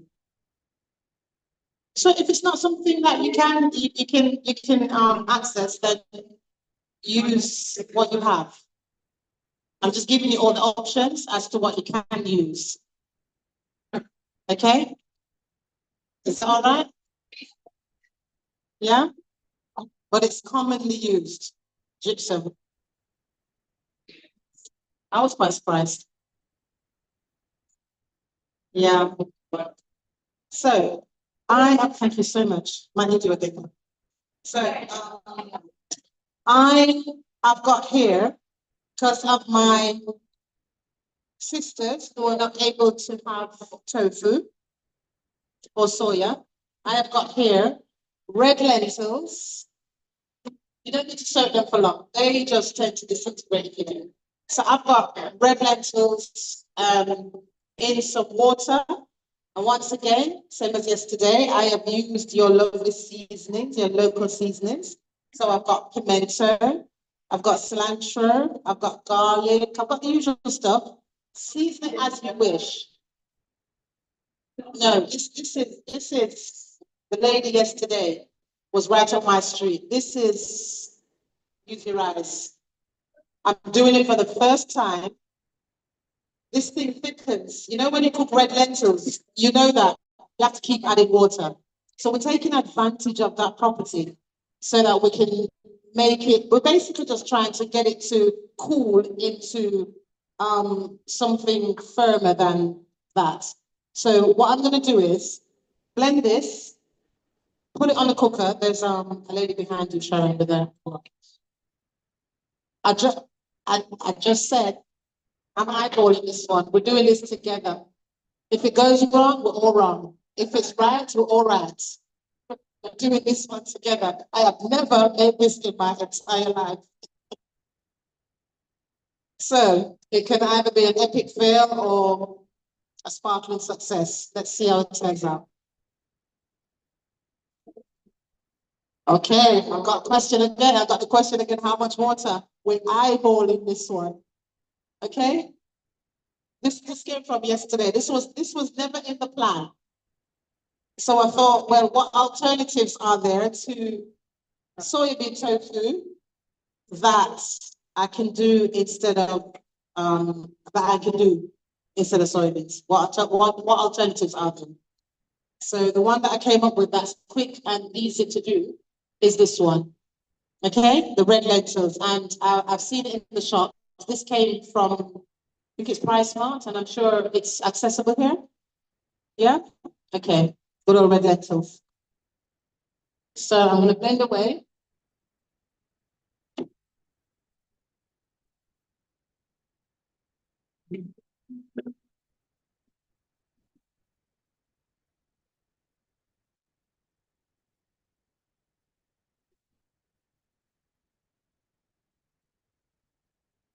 The thing is, I've just noticed that it's changed color. So as I said to you before, I'm learning on the job as well. So I've noticed that it's gone from a beautiful hue of orange to sort of pale, creamy color. So me now, my head is saying just a bit of turmeric in it to lift it up a bit. Now, yes, I see nods. Huh? So, pardon? But isn't it tofu? Do you really want it to be yellow? There's that as well. But I think, because we start off with red lentils, I'm expecting to see a nice orange color. Okay. It's not necessary. I'm just, huh? Yeah, so apparently the color will change. But if you put a bit of turmeric in it, it might just give it give it a glow. And it also has benefits using turmeric. With the turmeric, yeah, what is it, curcumin and turmeric? Yes. Huh? Yeah, it's an antioxidant, turmeric. So you can't go wrong, you're going to benefit anyway. Come on, let's try it, be adventurous. We got away from the back. Microphone. Huh? So we're doing this together, remember? We're doing this together. So come on, talk to me. We're doing this is my first time doing this. We're doing this together. Yes, Sister Tina, we can add a few drops of ruku, take a relish color. Some Ruku. It's A nacho. It's a nacho. A That's nacho. another name for it. Oh, annatto. Someone's saying annatto. Yes. Annatto. Okay, yeah, that would give it a nice color. I mean, we can leave it like this. And if you want to go and try it, I try the annatto, then fair enough.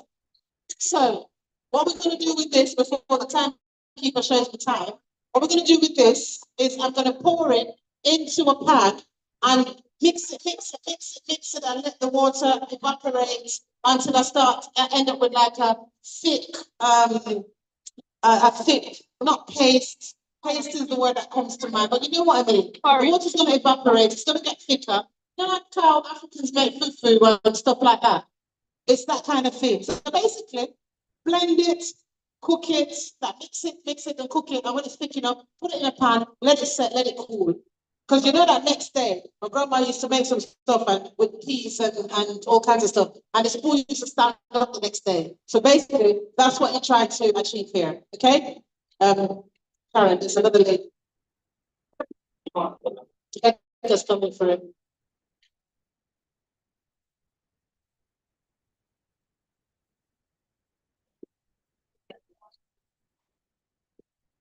It's like the consistency of cuckoo.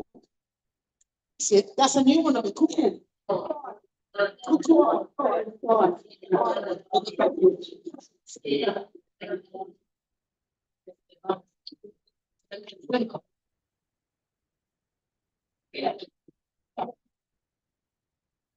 So, okay. So, with this one, you're not straining it, you're cooking down all the touch. Just as is, it's got all the seasonings in it. I put some herbamere. There's a seasoning I was selling yesterday, sold out. I put some herbamere in this, but you can put some Celtic salt, you can put whatever, season to taste. Okay, Taste it, season to taste. However you want it, you do it. thank you. Okay? This one's like a free hand, you know, eyeball kind of thing. Just put the stuff in the pot and see how it goes. All right? That's what we're going to do with this one. Okay? So I'm going to go.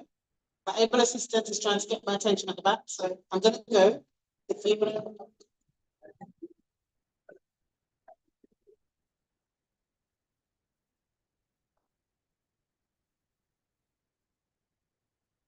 any other questions?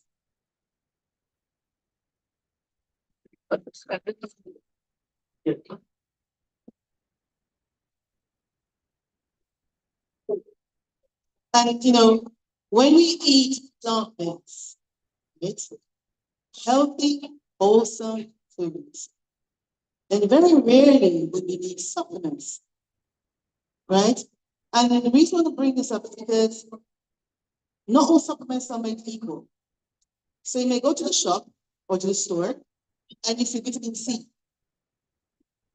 And you purchase your capsule, you go home, take vitamin C. I realize I'm taking this, it's not working. And people say, well, I'm taking stuff, but it's not working. What's going on? Because a lot of these vitamin C, let's say this pen represents the capsule, the capsule you have, right?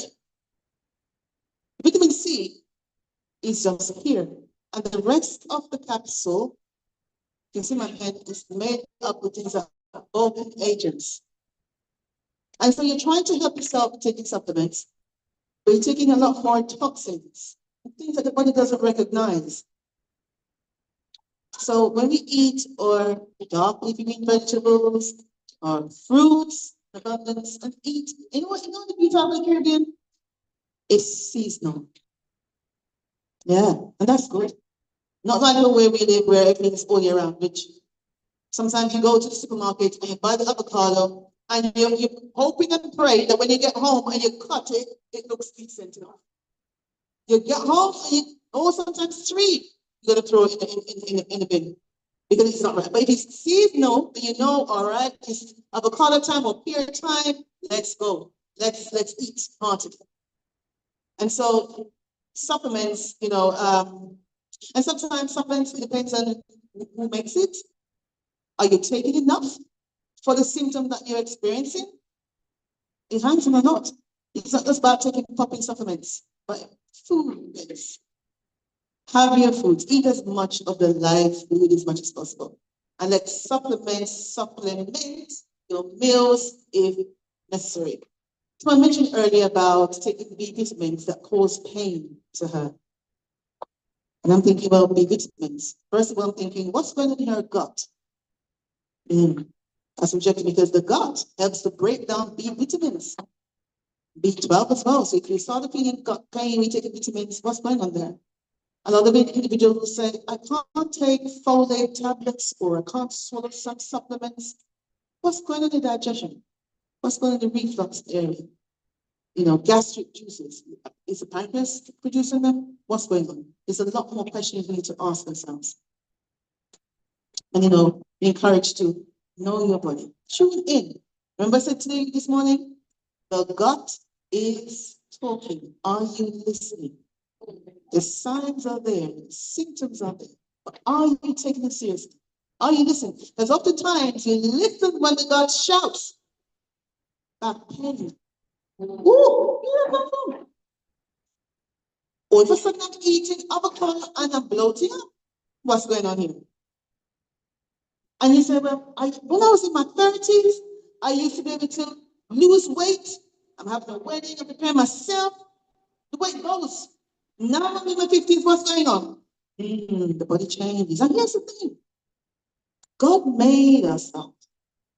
He knows that we have a time, ladies, childbearing age, and then we transition to the postmenopausal age. A lot of women say, oh, going downhill. I'm going downhill now. There's nothing more for me now in life. No, you have a role to play. You have dreams. You got life purpose.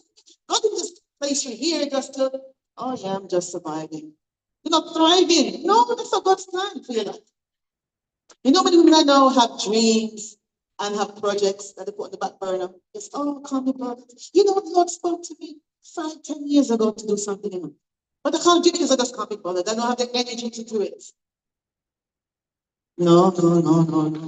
Let this retreat, I'm speaking to anyone here, not going to say, it's me, Let this retreat be that when you leave here on Sabbath evening or Sunday, whatever the day is, that there's some transformation. You're going to put things into practice. You won't be coming here for the whole week and just enjoying a good laugh and taking some notes, but you're taking action because action brings transformation. Amen. We hear it. A lot of us may know. We know it. We know it already. Are we putting it into action? And I understand that sometimes you have to hear it 3, 4, 6, about 7, 8 times for you to register. Say, all right. It's my time now. God is speaking to me. I'm listening now. Let it be that you make some changes. Leveling up your health means wherever you are now, there's a higher step for you to take. Don't just go home doing the very same things. I always say to clients, when you go to the supermarket, and like yourself now, you have the market windows, easy, one there and eat too. Don't always go to the same aisle. I'm talking about the fresh foods now. Some people can close their eyes, go to the supermarket, close their eyes, and go to the aisle and pick up. Because they do that every week. Try to eat something different every week. Try to add something new to your diet. I'm sure that everybody here from Trinidad are not utilizing all the plants and vegetables that you have in abundance. True or false? All right. So make it be the next day you go to the supermarket or market, you're picking up something you don't normally cook in your pot or have in your kitchen. Is that a promise? Branch out. You know why? Because when you eat a wide variety of food and vegetables, you're feeding the microbes. There's some microbes that are just waiting for something different. Pomegranate? You might say another word, pomegranate. Simple, right. You see when you eat that? That feeds the Akkermansia multicellular bacteria, and that's good for anybody want to lose weight. Cardiovascular issues, that's how pomegranate is so nice, so good for that. Eat your fruits and vegetables God has given us. Eat a wide variety of it. Either way, but if you don't like it, try to like it. But here's the next thing. If you see a plant of vegetable, and you're thinking, oh gosh, that again, I don't like this. No, get to understand what the benefits of that for your body. Because the moment you say you don't like it, I want you to know positive in your body. You already switch up the brain. The brain says, no, no, no, we're not dealing with that. Yes, it's a so-and-so famous habit, but no, I don't like it so much. Read up on it, look at the benefits of that fruit or vegetable, and incorporate that into your kitchen. And get to like it. And be friendly with the food. No, seriously. If you don't, help us eat. But we're not receiving the nutrients because we shut off the connection between the brain and the gut to accept that.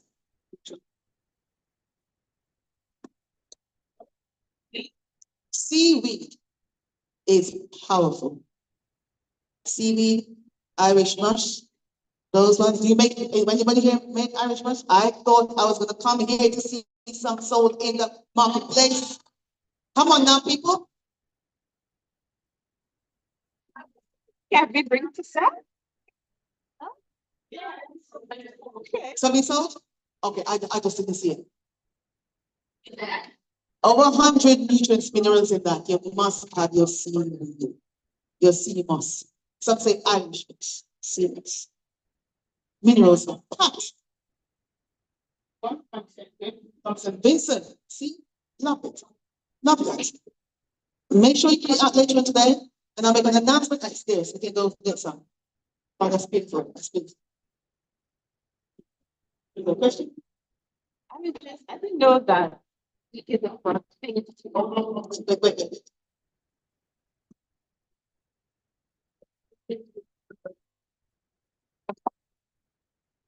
I'm not sure that was limited to itself, but it's also something else I'm interested. So you have something else?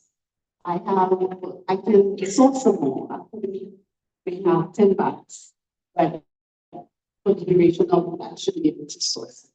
That's good.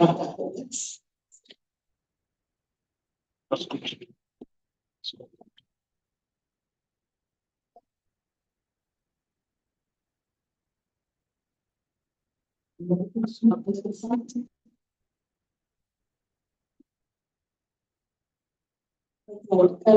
know some people have been coming to me to ask about the consultation rooms. Bookings are being taken, it is happening. So in case you're thinking, oh, I didn't know, I was waiting for the announcement. So Jenny, who was on reception, she is the person who's taking the bookings. I don't want to get everybody hopeful and think, oh, everyone's going to get a consultation. There's only one person who's doing that at the moment. So consultations and treatments. Okay, so consultations. So we have 2 people doing consultations. So please go through Jenny. There's Sonia, there's Sister Joan. Jenny's just at the back with her headphones. And there are massages being taking place as well. So please speak to Jenny, and hopefully you'll be booked before it's totally full. Okay, thank you. Okay. Oh, no. And also we have for male health as well. We have Brother Noel Fender as well. So I mean, he will consult whether it's male or female, but in terms of if it's like treatments, touching and whatever, okay, male to male, female to female. Thank you.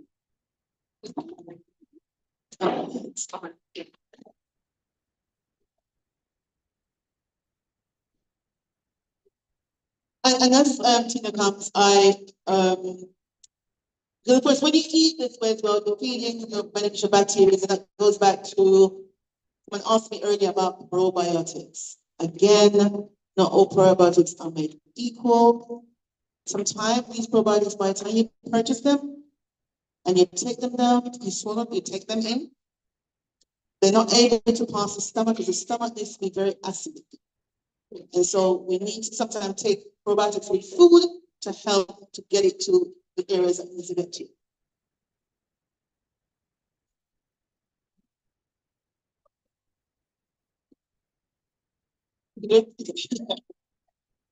Yes, so with probiotics. But yeah, coming back again to eating a wide variety of foods, you're then feeding the gut bacteria. Yeah.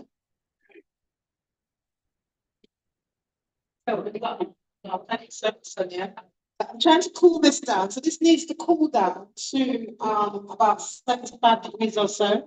So maybe up to even 90 before I put the coagulants in. If I put it in when it's too hot, I don't think it will work. I've never tried it. Or when it's too cold, it won't because the soya milk molecules, I think I said earlier about them being, if anyone sort of does chemistry, they've got a charge on them and it's negative. It's like two batteries. Just imagine two batteries together and then you try to put the negative to the negative. Or even magnets to batteries. What does it? Is it magnets? Okay, my little physicist friend is sitting in the front telling you all about. Yes, thank you very much. Yes, it really is. So, two magnets, negative to negative, they push away from each other, don't they? So that's what, at this point now, you've got. Can you see it? You got soya milk. So this is soya milk now. If you wanted to have soya milk, you can stop right here, do what you want to do with it, put what you want to put in it, and have the soya milk, okay? But this soya milk is going to give us tofu. Science part is coming up. I'm just trying to get it to the right temperature, because if it's not, it won't work. And it would be a shame for us to come this far together for it to work. The lentil tofu is looking absolutely amazing. We did it, we did it, we did it. I love it. Have you ever gone in the kitchen and you're doing something? And it's like, wow, thank you. Actually, thank the Lord, but thank you anyway. Yeah, it is. It's working. I've never ever done it before. So I wanted to put it in a glass, in a see-through container, but the see-through containers that we have, they're plastic. So I'm going to put it in a nice ceramic shallow dish, and then it will set. The way it is now, it's definitely going to set. Okay, so somebody somewhere will have some lentil tofu. It's ready.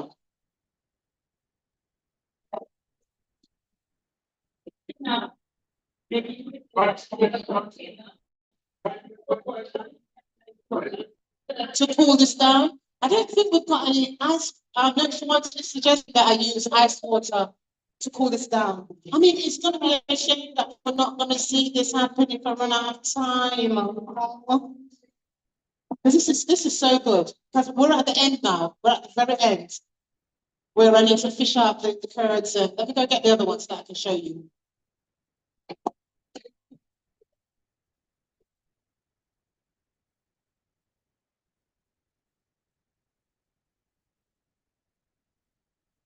Come on, Sharon, take the microphone. Come on, Sonny, take the microphone.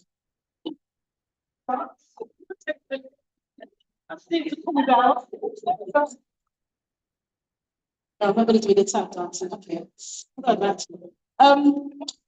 Yes, so if anybody missed the question, our sister or the comment, I can see. Okay.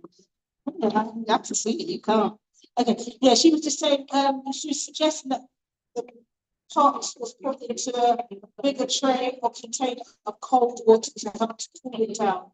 Which is an excellent suggestion, so thank you. But we haven't got the facility. Yes, it is still well. Right, do you have, I haven't got the answers. Do you have any more questions? You never know if you might give me an answer. Do you have any more questions? You don't trust me that I've got the answers. Okay, that's very nice.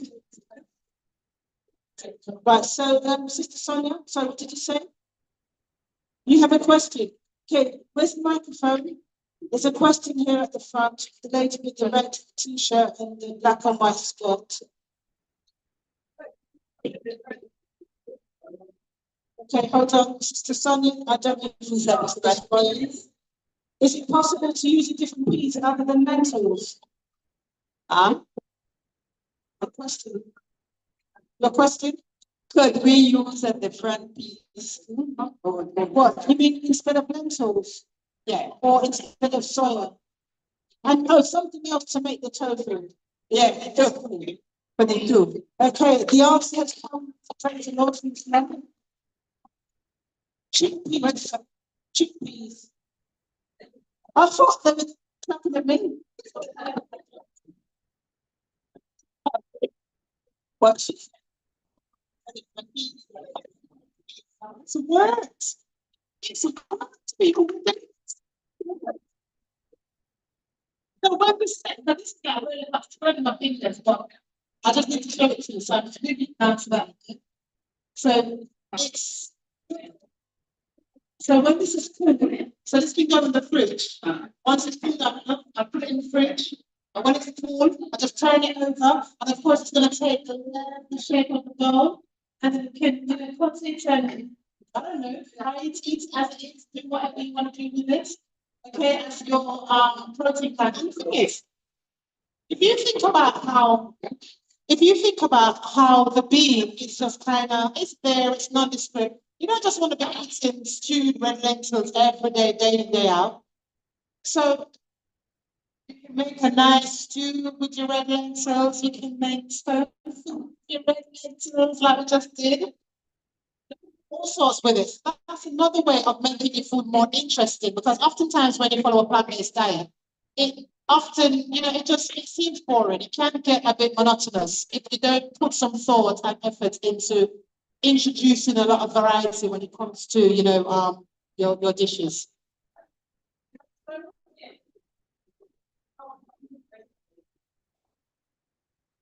Okay, just a question that I know is on everybody's thoughts. Did you colour it then? No, I didn't. You know what? When you're doing something for the first time, good question.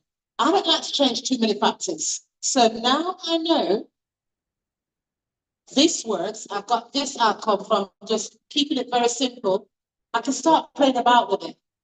I can start putting my turmeric and just, actually I put some of your what's it called? Huh? Shut Benny, yes, I put some shut Benny in that. I saw some chopped up. There's always shut Benny in the kitchen chopped up. So I saw some shut Benny and I just grabbed a handful and chopped in. Look at that. So when you cut it, it's gonna have character.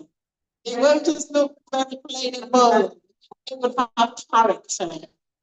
Okay? So tofu. Now this one's work, but this one's not the right thing.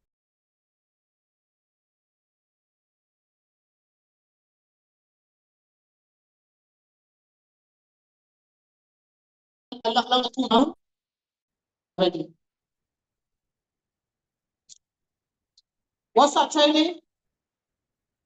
Put it in the fridge. No, we kind of need something to happen like right now because we're on the cusp of lunch and we need it to, and the keeper of time is sitting right there in front of me with a clock, and the clock says, actually, the clock says 0. So, I mean, I can carry on and you guys can start your lunch. And then when it's done, my mouth is big enough, you will hear from me. But can we do that? All right, then we'll do that. Okay? So once it's down to temperature, I'll just give you all a shout and say, look, because that's where the science is. That's science. You understand? At the moment, it's at 127 and it needs to go down to about, once it goes to about 90, I'll do it, but it's still too high.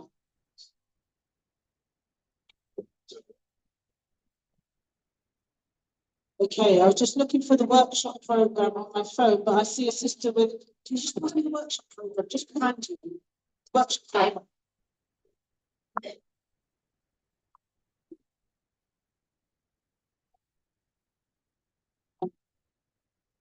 Vicky? Sister Dakota, are you in the house? You were earlier. Okay. She's here. Where? Where's her name? Okay, right, whilst we're waiting, so thank you once again, Sister Tina, for doing our food demo. Can we have a show of appreciation?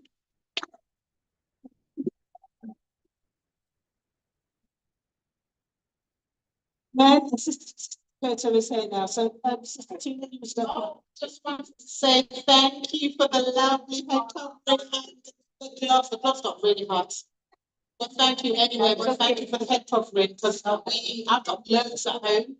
But of course, it's the last thing, that was the last thing on our mind. So thank you for stepping in yesterday and providing us with some extra gear to use. Yeah, I'm nowhere near the food. I haven't got head covering. So, right. So the next thing on the program, we are running as it's obviously we're running a bit late, but we do have lunch coming up and being made as well in front of you. And then we have a digestive walk. It's not going to be necessarily structured or organized by anyone. But just make sure you get some exercise after you walk to help with the digestion of your food. And then we will have our stalls and consultations and the health checks and the therapies. So that will be happening after lunch from happened about 3:30 yesterday, so about approximately that time. And then the next formal meeting in here for worship will be evening worship, 7 o'clock with Brother Chris Higgins. Okay, those of you who missed devotion this morning and missed the devotion, okay? Chris is so enthusiastic about speaking for the Lord and teaching.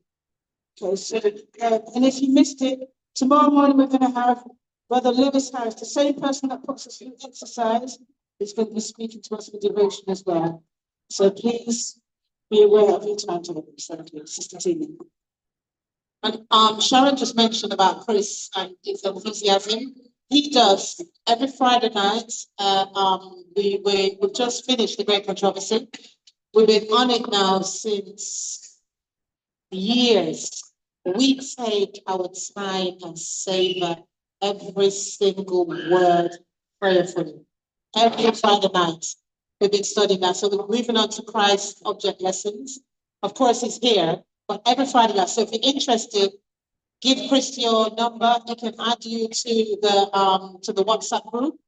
And it sends out a message. Everyone participates. We read together, we discuss together, you give your views. It's a really nice open forum. You know, it's not formal, it's just nice. We study the word together, we delve deeper into the word.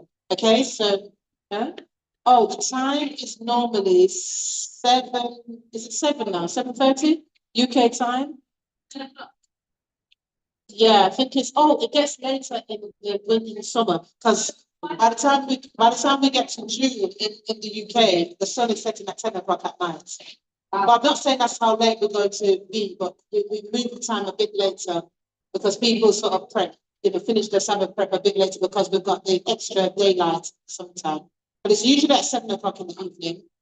And it's for a UK time, sorry, and it lasts for a couple of hours. We've got people from all over the world joining, so if you can, you're able to. You know, Christian spoke this morning. Just give me your number. We'll add you to the WhatsApp group, and you just look out for its messages to tell you that the study is going to be on. So it's normally weekly, but if there's a week, there's normally at least 1 week a month when the study isn't on. You will get a message to say unfortunately, there's no study that week, at least once a month. Okay. So take this opportunity now to stretch your legs. Again, use the public conveniences if necessary. Get some sunshine. Yay! It's not raining. Okay. So what would you like to see me make tomorrow? Anybody, what would you like to see me make tomorrow? Any sweet treats? Let me see the coffee cakes. Huh? Let me see the coffee cakes. I haven't got any poppy seeds. I haven't got any apples.